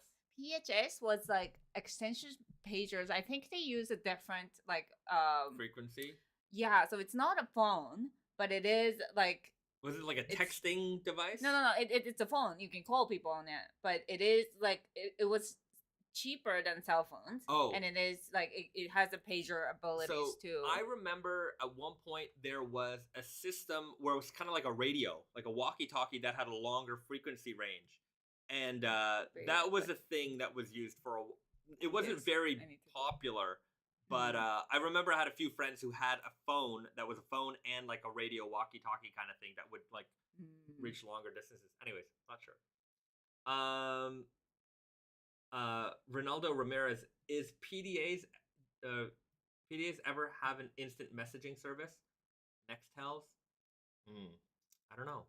The handhelds, they were very short-lived. Yeah, I remember the sidekicks and stuff like that. I always saw them in the music videos, but I don't think we had them in Canada. We never had them in Canada. Remember the sidekicks? Those were very popular. Yeah, I never had. It would chirp. I know those. Okay. Let's do a few previews. Yeah. Back to denim talk. Let's do a couple previews. So let's start off with this pile right here. Yeah, there's a couple of things that we've shown off before, but let's start off with this guy, because this is what came out today. This is the red gradient core Selvedge. If you haven't watched the video already, you should. But we'll go over some of the details here and let you guys know what's up with these. Available now, Super Guy, Weird Guy. Denim jackets available at Tate and Yoko. It hasn't quite hit New York yet, so those will probably be early next week when they're available. Easy Guy, I don't have an ETA for it yet. Delayed. It's delayed. We'll let you know when Easy Guy comes, but right now you can get it in the Weird Guy, you can get it in the Super Guy, you can get it in the denim jacket. 12.5 ounce weight, rigid, beautiful pull-up leather patch. I love the pull-up leather patches the most because there's so much detail in these things, and like the color is just beautiful. And I like the fact that the leather patch is a gradient, just like the denim is. Yeah. And, we talked about it earlier about, trying to show off how these things fade. And we did a little scratch test on these. And the problem is, like, when you're using sandpaper, it's just kind of hard to make it look real and authentic. But I think you can get... Yeah, but it also... It's under the right light, you can see it here. You can see, like... Sorry, there's, like, darker reds. I'm working backwards. And, like, lighter reds. So you can see that there is some gradient there. And it's starting to show through with some light sanding, but the problem with sandpaper, I think, is that like it produces the white, like a dust that that kind of muddies up the color. Yeah, it's hard to tell. I know that our job is to show this off better, but it's not perfect right now, but you get some idea of what's happening here. But I know that these fade pretty fast, and you will see from the people who do fade these that you'll see some great progress photos in probably two or 3 months from now. So that's the red gradient core, red line Selvedge ID, rigid. A great fun way to experience raw denim. I know our color core series is very popular, and the red hasn't been around for a while, so having a new edition of it is a fun new way to experience it. So that's the red gradient core. This is... I don't know what I'm going to do with this pair. Figure it out. Yeah. We'll figure it out. It's scratched up at the bottom. Can't sell it. So that's the red gradient core out now. and we've got the next release, which I don't have a release date yet for it. I just saw that Blue Owl has them on the website, but when we put something out on Tattoo and Yoko, we try to put out all the fits at the same time. So I know that we're waiting on. I think we're waiting on Easy Guy for these. I'd have to double check, but this is the next release, which is the Blue Smoke Stretch Selvedge. So you can see here, super dark denim.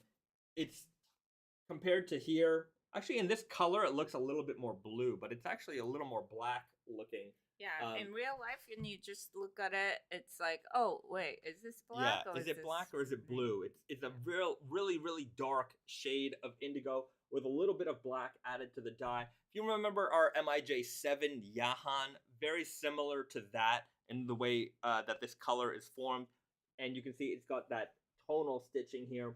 What I like about these kinds of jeans is that when we start off with tonal, as it fades, it becomes contrast. So it's an ever evolving jean.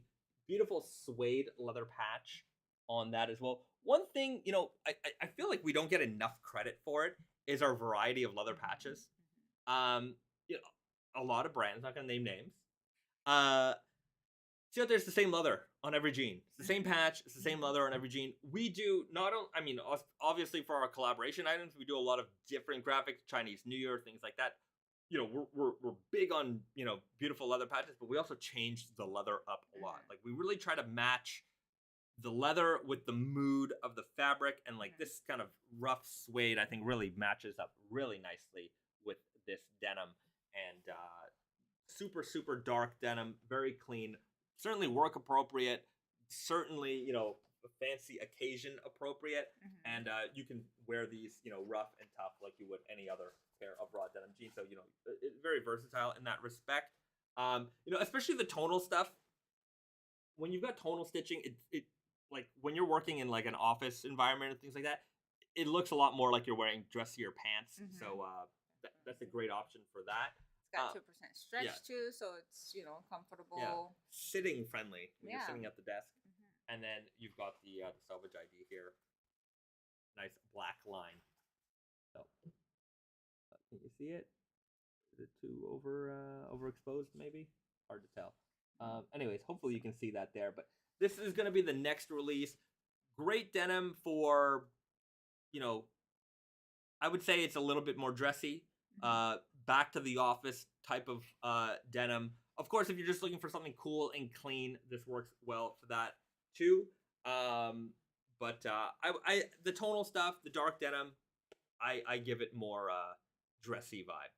Yeah. Right. And it's also very dark. Yeah. So that kind of adds to the dressiness. Yeah, we're seeing a big growth in back to work school, like back to work apparel. So this is a little bit more in mind with that audience. So if you are, going back to work in person, I feel like a lot of people are already there. Like, I feel like some of my mentality, like as we had just come back from Canada and North America, like it just felt like the world was normal. And then we come back to Japan, it's like, it's not that. Oh, people go to work. Yeah, everyone goes to, right. There were no but lockdowns here, but I think some of the like mentality of the pandemic is still like months behind where 100%. People still wear masks all the time, even outside, inside, anywhere. Yeah, it's 100, like literally, it's like 99.9% mask wearing. Like if you got onto a train today, everyone is gonna wear a mask. Everyone. Like if someone's walking by themselves by the riverside, they're probably wearing a mask. Yeah. And outside because it's so hot these days. Maybe you'll have someone slip it there off. There are people who don't wear them. I don't wear them outside also. Yeah, it's hot. Yeah, I mean, it's just the amount of people who are wearing them. Like, I remember in October last year when we went to Canada, nobody was wearing masks outside. They were just wearing it inside. Yeah. And we're not even there yet. Yeah, so. It's gonna be a while. After going to North America and then coming back here and like, everyone asked me, especially when we were in North America, I was like, oh, when's Japan opening up? When's Japan opening up? I'm like, never. Like they're never, they're never opening up again. No, never. But we're looking at a very long wait. I think. I do think though, like that, like seeing how different people's mentalities are, it's gonna get even harder. The longer that we wait, it's gonna get harder for us to open up and not, have the chaos coming in. Yeah. Because we do really need to get on the same page or Yeah. similar page. Yeah. A lot of North America is at the point. A lot of the world is just at the point where it's like, you're probably gonna get it. Yeah, we're gonna live with it. Yeah, we're gonna live with it. Whereas like here, you're still not. Yeah, like, they're not really sure. Yeah. Like they know they're not gonna get the COVID zero. Yeah. They know that that's not gonna happen. Yeah. But they don't know what else to do. Still refuse to live with that. Yeah. So hopefully you guys will be able to get here soon. I kept telling myself, oh, in the summer, but I like once the fall comes and like it's the cold and flu season and people get sick more. I think they're gonna be like, no, let's wait. I think by next spring is my assumption, because by winter everyone's gonna get sick of it, and then you start to see hope in the spring, and then spring is a great season for tourism too. So yeah, I fear that they're just gonna keep kicking the can down the road, where it's like, yeah, let's. I know things are looking good right now, but let's wait another 8 months and see. I hope you guys get to make it out here soon. I know a lot of people were asking us when we were out there. They're like, when can we go to Japan? When can we go to Japan? I'm like, hopefully soon. I pray that you'll be able to visit soon. Venomous Teddy, yeah, the leather patch game by Naked and Famous is great. I don't have a single jean or jacket with the same patch. Right, I'm glad. We do.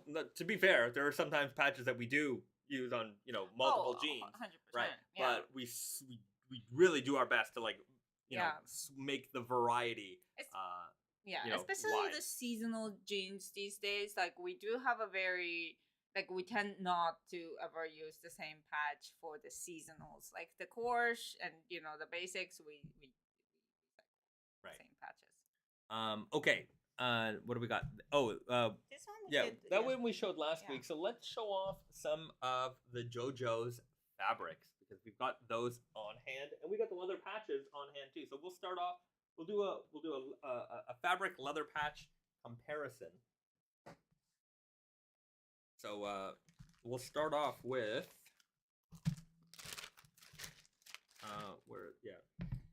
smell of vegetarian. So we'll start with Jonathan. So Jonathan Joestar. Oh man, can you see? It's hard to see. Okay, wait. Hold on. I'm just gonna go auto. The color is gonna change, but I think it's gonna make it a little bit more viewable for everyone here. So the colors on our physical selves have changed a little bit, and let's see. So that's Jonathan Joestar. I don't like that. It doesn't look great. Okay, that's better.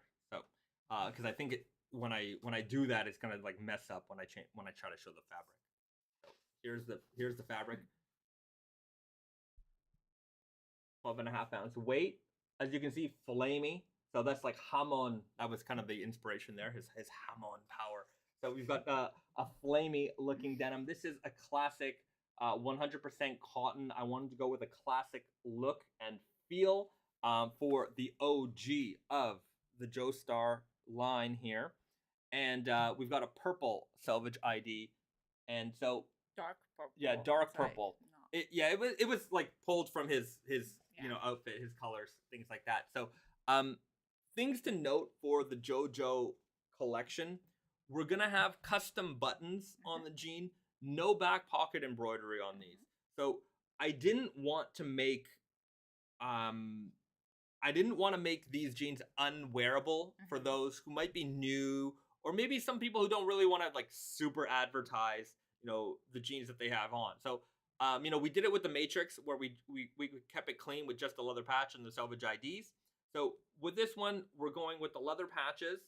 So you'll have all natural vegetarian. Yeah, and I didn't do sometimes we would do like the black foil emboss on these, but I know that sometimes when you'd put those in the wash, like the inks would run or things like that. Like it was part of the fading for it, but I know some people were like, oh, I really wish it was clean. So we kept it clean. We kept it natural veg tan. We kept it thick, so that these would patina nicely over time. If you want, you can get some like leather oil and like really dress these up. So I kept it very, very wearable for anybody. So not like cosplay or things like that. So Jonathan Joestar, classic denim, thick natural veg tan leather patch, purple Selvedge ID, flaming. But like, not to say that it's just like a regular collection of ours. We do have again the custom buttons. So buttons have like a specific graphic for each character. We also have the pocket bags printed with the character. It's a full color print. So the details will all be inside. Yeah. And then double brand Logo labels. That's kind of out there, but again, it's gonna be inside. So yeah. So you get enough JoJo that you know about, secret details, and then if you want to show them off, you can definitely do that. All right. So next, that was Joseph Joestar. Now we have was Jonathan Joestar. Now we have Joseph Joestar. And we've got the leather patch here. You can see that. And these all the graphics from the leather patches were pulled from frames of animation from the show. So in my research and like with the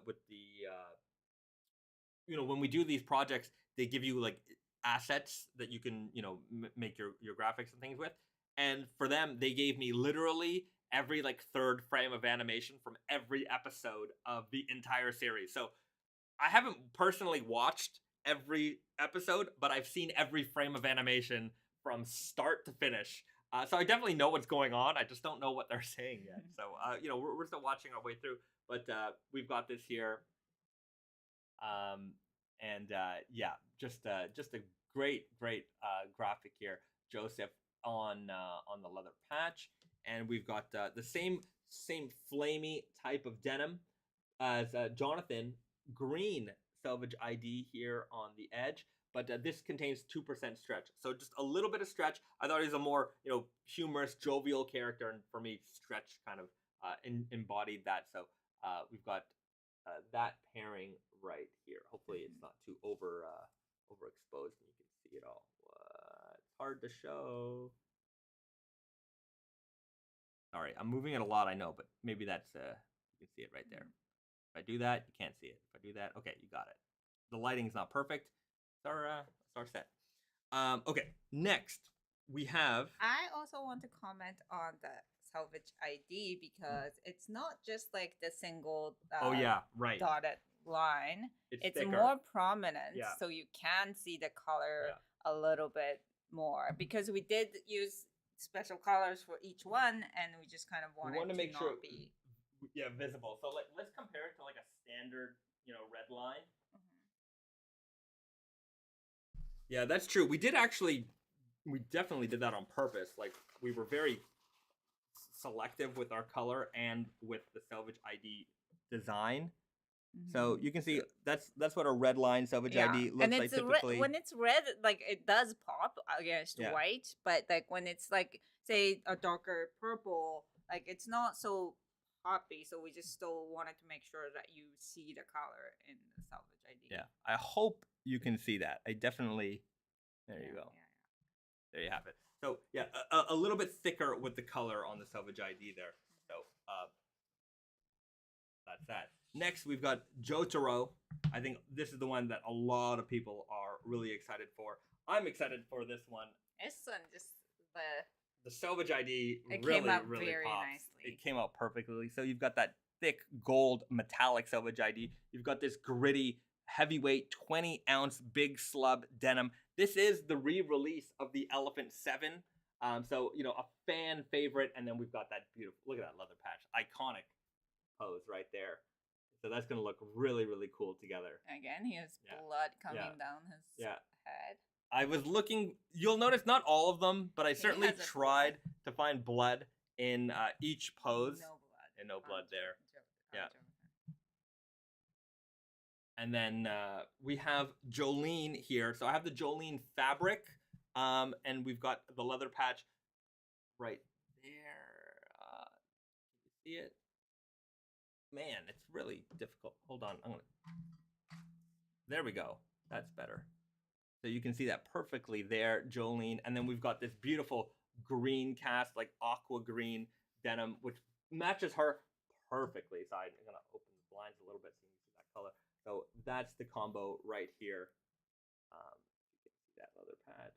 There you go. Again, the Selvedge ID is look at that green, like aqua green color. Looks really cool. There you have it. So when you see this, you're just like, oh, this is perfect. It's very recognizable. And so we have Giorno and Josuke. I don't have the fabrics here yet, but for Giorno, it's going to be an indigo by purple. And then we will for Josuke, it's going to be sorry, I'm working backwards. It's going to be an indigo by black. Midnight. Yeah, a midnight type of colored denim. Yeah. So there you have it. That is the JoJo preview. The leather patches are going to be great. No secret characters, no denim jackets.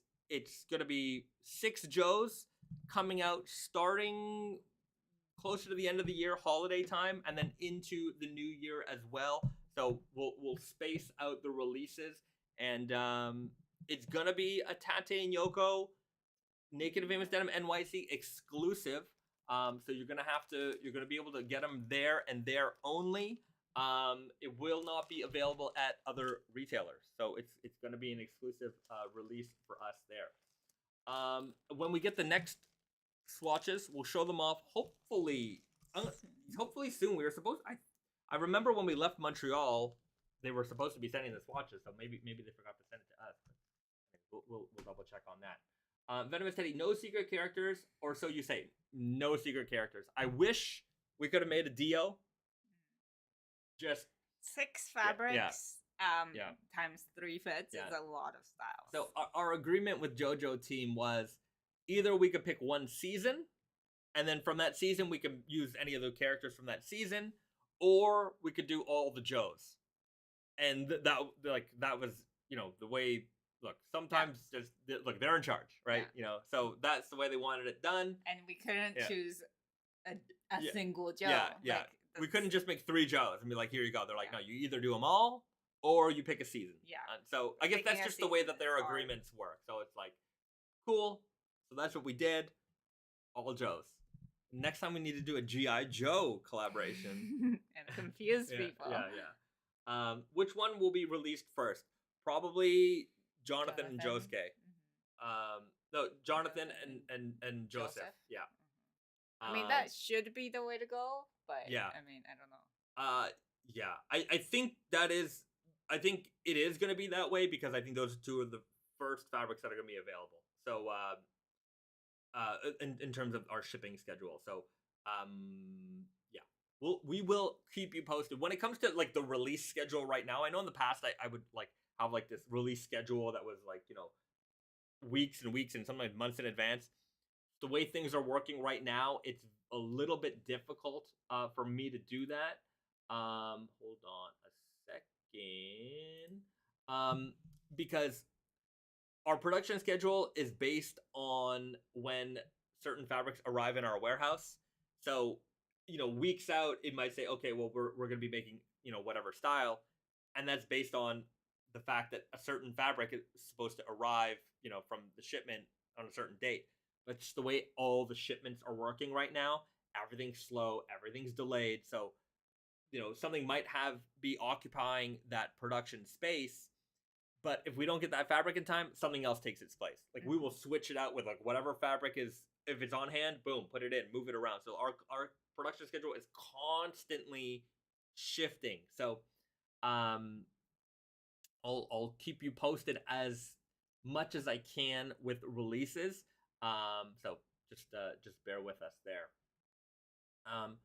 Quanner writes, this isn't a franchise that I have a lot of connection to, but I really appreciate you guys doing cool jeans from it. I guess I'll check out the show. Where should I start? I mean, it's on Netflix. Start at the first season. I would say that the first season is Jonathan Joestar and Joseph Joestar. When it gets to the Joseph Joestar stuff, I think that's when it really starts to turn up. The first part of the first season, I would say, is a little slow and a little...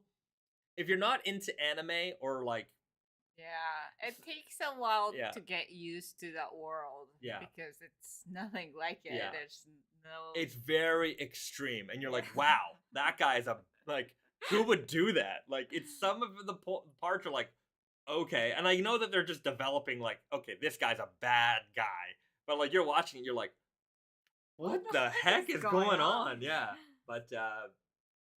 What is the most popular JoJo season? Stardust Crusaders, Okay. Jotaro. I think Jotaro is the most popular, Makes and sense. it makes sense. That's when season. I guess it depends how you look at it, but Stardust Crusaders that's where you get the most. That's when the action really ramps up. It's just a lot more, battles and things like that.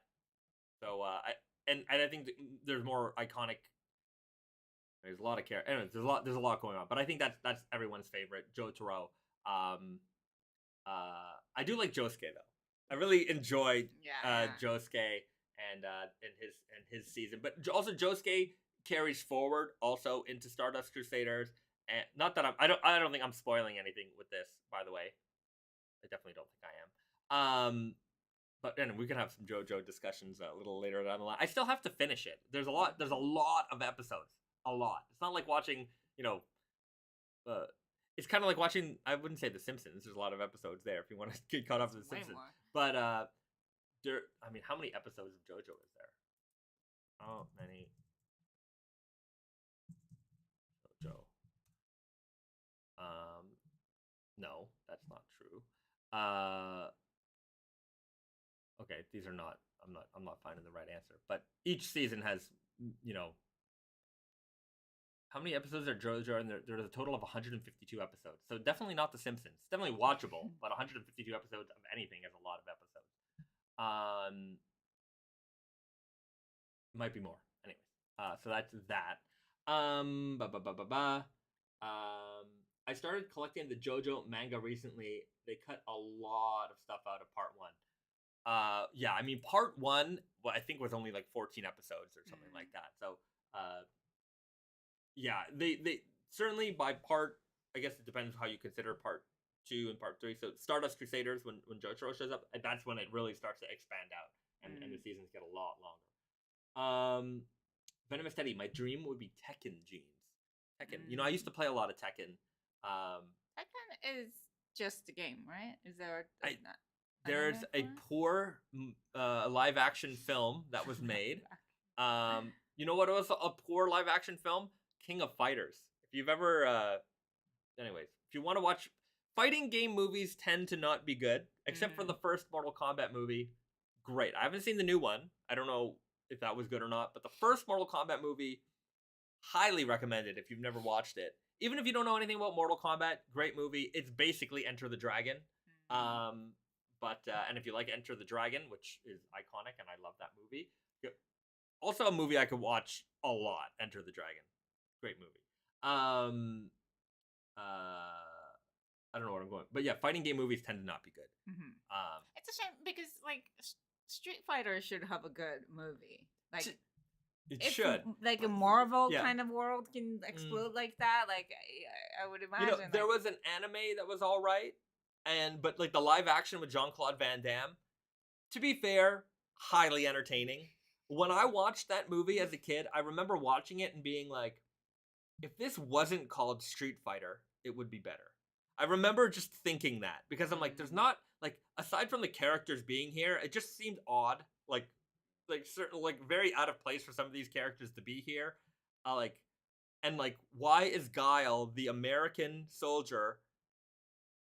I get it that it's Van Damme, but Van Damme has a very French accent, and I'm like, that's no. Guile was played by Van Damme. Yeah, I mean, the look is some. Yeah. I wouldn't even say that. Guile seems to be a lot more like a bigger macho man rather than like a toned guy like. Right, but Van Damme was like, especially at that era, Van Damme movies. I was a kid, love martial arts movies. I'm like, yeah, that's I get it, right? But I'm like, that's not how Guile would sound. I think so. That throws you off a little bit. And then M. Bison was played by Raul Julia, who at that point I only knew from the Addams Family movies, right? The dad? Yeah, Oh, interesting. It doesn't seem so muscular. right. He isn't. He's a very like, you know, I mean, he's not a physically imposing man. But I mean, like you think of M. Bison, you think of like this evil, like big, giant, powerful dictator. Yeah. But admittedly, he played the crap out of that role. Boy, was M. Bison evil in this movie. I really enjoyed it. He didn't look physically imposing, but he was definitely a bad dude. And so I remember enjoying the movie. And, you know, when you look back on it in, you know, with nostalgia, it's certainly better. But I don't think it's like,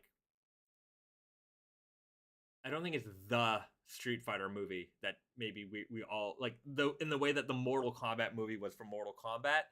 And like there was a later, like, you know, in 2008 or something, like, there was a Street Fighter Legend of Chun-Li movie, which was just awful, terrible, really bad. And I'm like, all right, well, you know, whatever.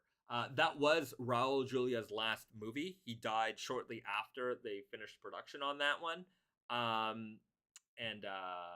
But yeah, Brainstar has the line from the movie which makes him so evil, and it's the look. I don't think I'm spoiling a movie that came out in like 1996.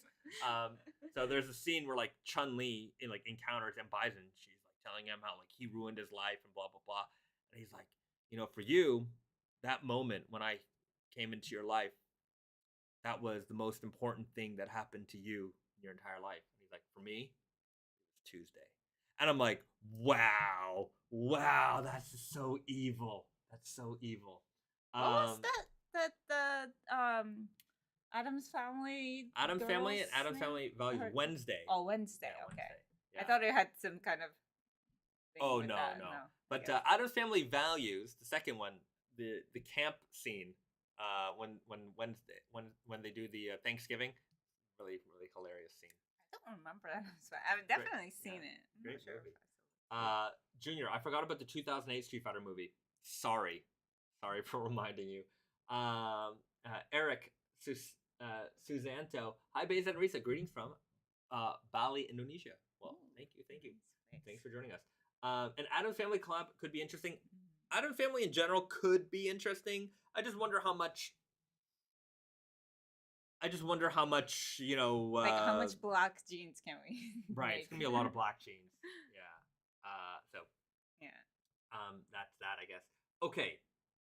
Speaking of movies, we've got a fun movie to recommend, and then we're getting into snack time. So we've done previews. We've answered your questions. We've rambled on about all kinds of things.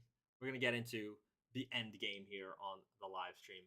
But before we get into movie time, before we get into snack time, don't forget to hit the like button and leave a comment in the comment section below. Let us know what Naked Famous Denim jeans are you wearing today, or which jeans you wish you had from the Fall Winter 2022 collection. Let me know your thoughts there.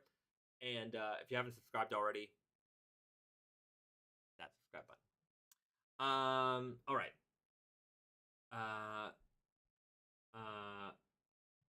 Venomous Teddy writes, the original line for Bison was supposed to be Wednesday, but they didn't want to remind people of the Addams Family. Oh, well, there you go. I'm wearing the Firewall Selvedge today. Great choice. Yeah, that was a fun jean to make. I remember making that video and we were setting the weft on fire. Yeah. But like as cool as that idea was, it was very hard to describe it. I remember. It's like it's not carbon fiber yet. Yeah. But it's pre-carbon. Yeah, like that was right before that. It's the material they used to make carbon fiber.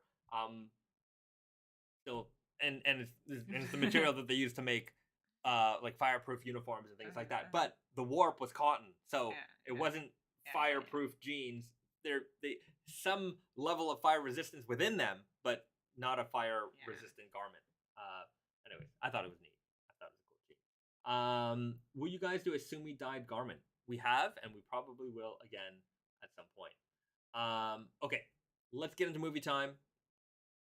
If you guys don't follow Risa on Instagram, you definitely should. The link is in the description below. And one thing that Risa highlights are my exploits in cocktail making. Mhm. So I don't drink personally, but I do enjoy making a nice cocktail for my wife and for our guests. And of course, if any cocktail lover needs to watch the quintessential cocktail movie starring Tom Cruise, Cocktail, a Mhm. fun movie, definitely 80s cheese. Is this from 80s or early 90s? I think 80s, like late 80s, Yeah, probably. it's a fun 1988. So I 88. was certainly probably Mhm. too young to watch this when it came out, but it's definitely an iconic film and starring our boy Tom Cruise. Yeah. Watch Cocktail. Make yourself a nice cocktail this weekend, Mhm. and you know this, Or have a partner make you a cocktail. that's it. That's it. Have someone. They taste even better when somebody else makes it. That's true. So that's it. Tom Cruise Cocktail.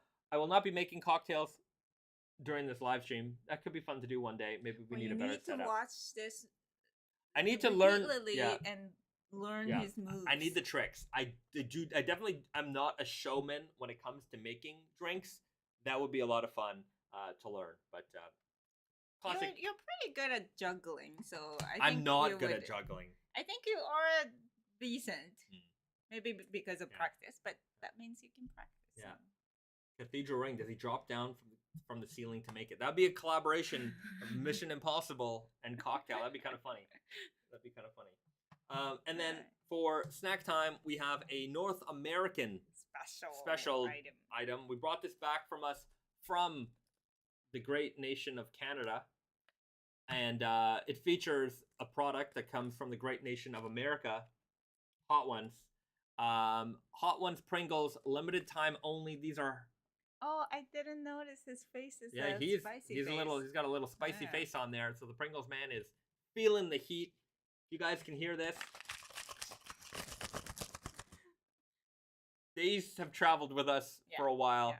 I suspect there's a couple of broken Pringles in here, but we're gonna try it out. This is the Los Calientes Verde spice level. And from my experience with Hot Ones, I do have a couple of their hot sauces. This is a medium level of we have heat. Los Calientes, but no, ours is not verde. Ours is not verde. Yeah. But it's, I would imagine it's the same amount. Yeah, same amount of heat. So it's spicy, but it's not like death. It's still tasty. Yeah. And salt. I find that the green chilies tend to be a lot more tasty in general. I do like the flavor. So got a good spice smell. It's got a lot of like vinegary smell. Yeah, and they definitely look intact. Yeah. Holy cow! They didn't sound intact, but they are definitely intact. We brought some other chips back, not intact. So we'll give this a shot. Smells like, you know, green kind of salsa. Yeah, it's got a lot of green powder. Looks green, you know. All right, try it out.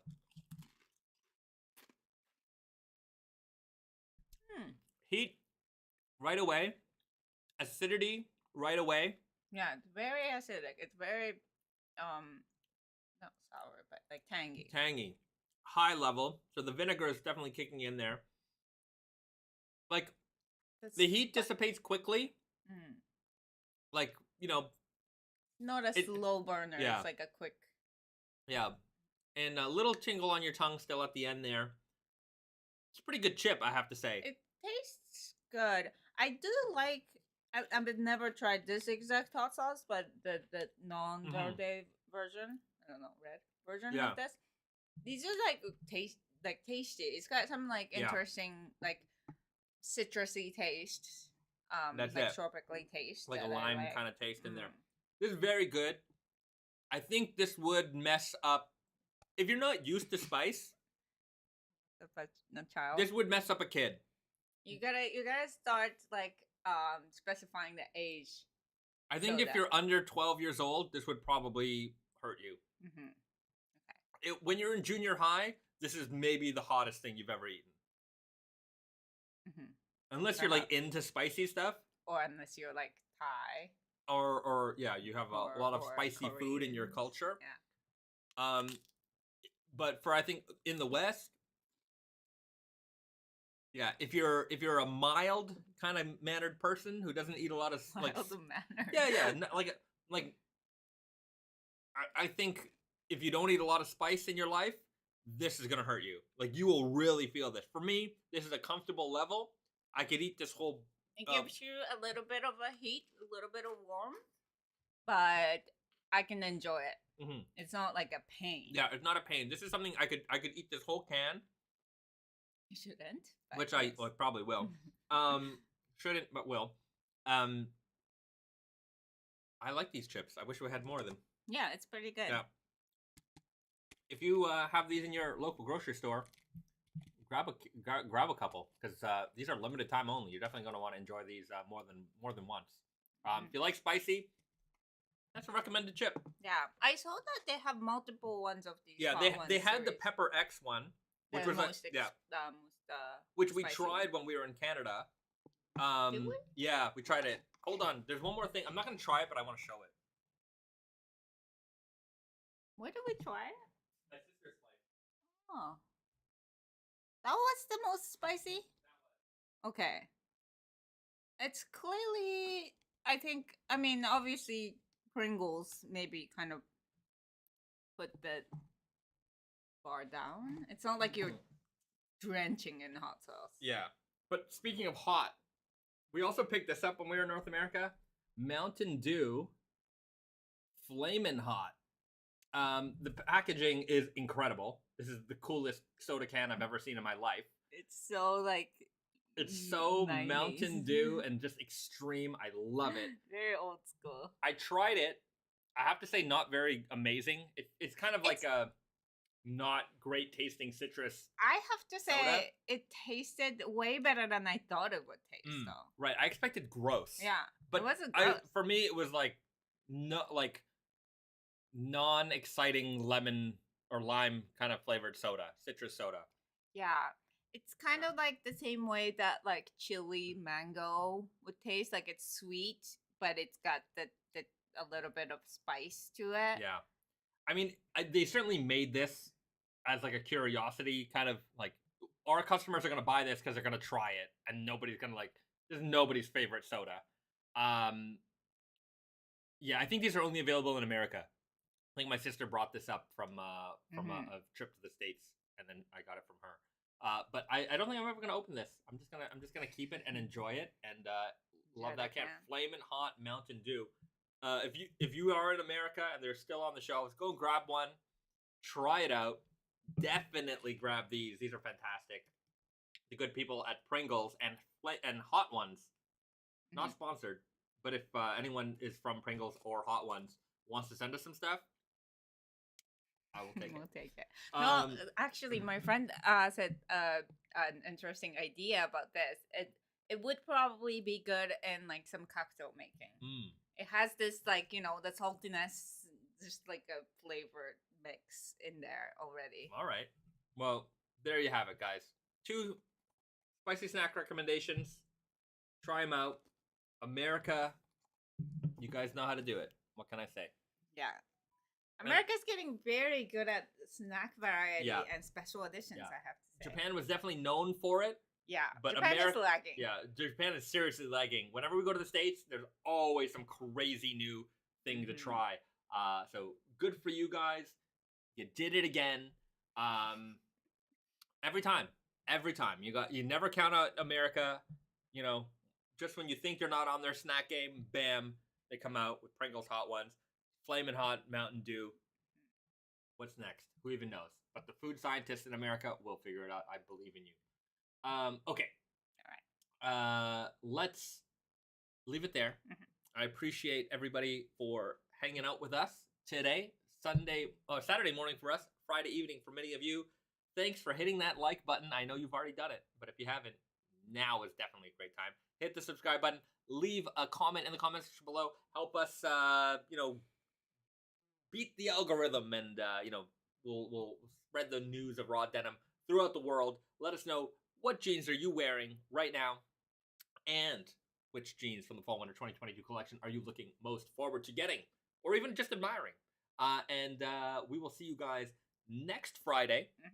Same denim time, same denim channel, right here on the Naked Famous Denim YouTube channel, right here on the internet, 7 p.m. Eastern. We'll see you guys next week. Have a great weekend, everybody. Do something nice for somebody. Thanks for hanging out. Thanks for hanging out. Bye, guys.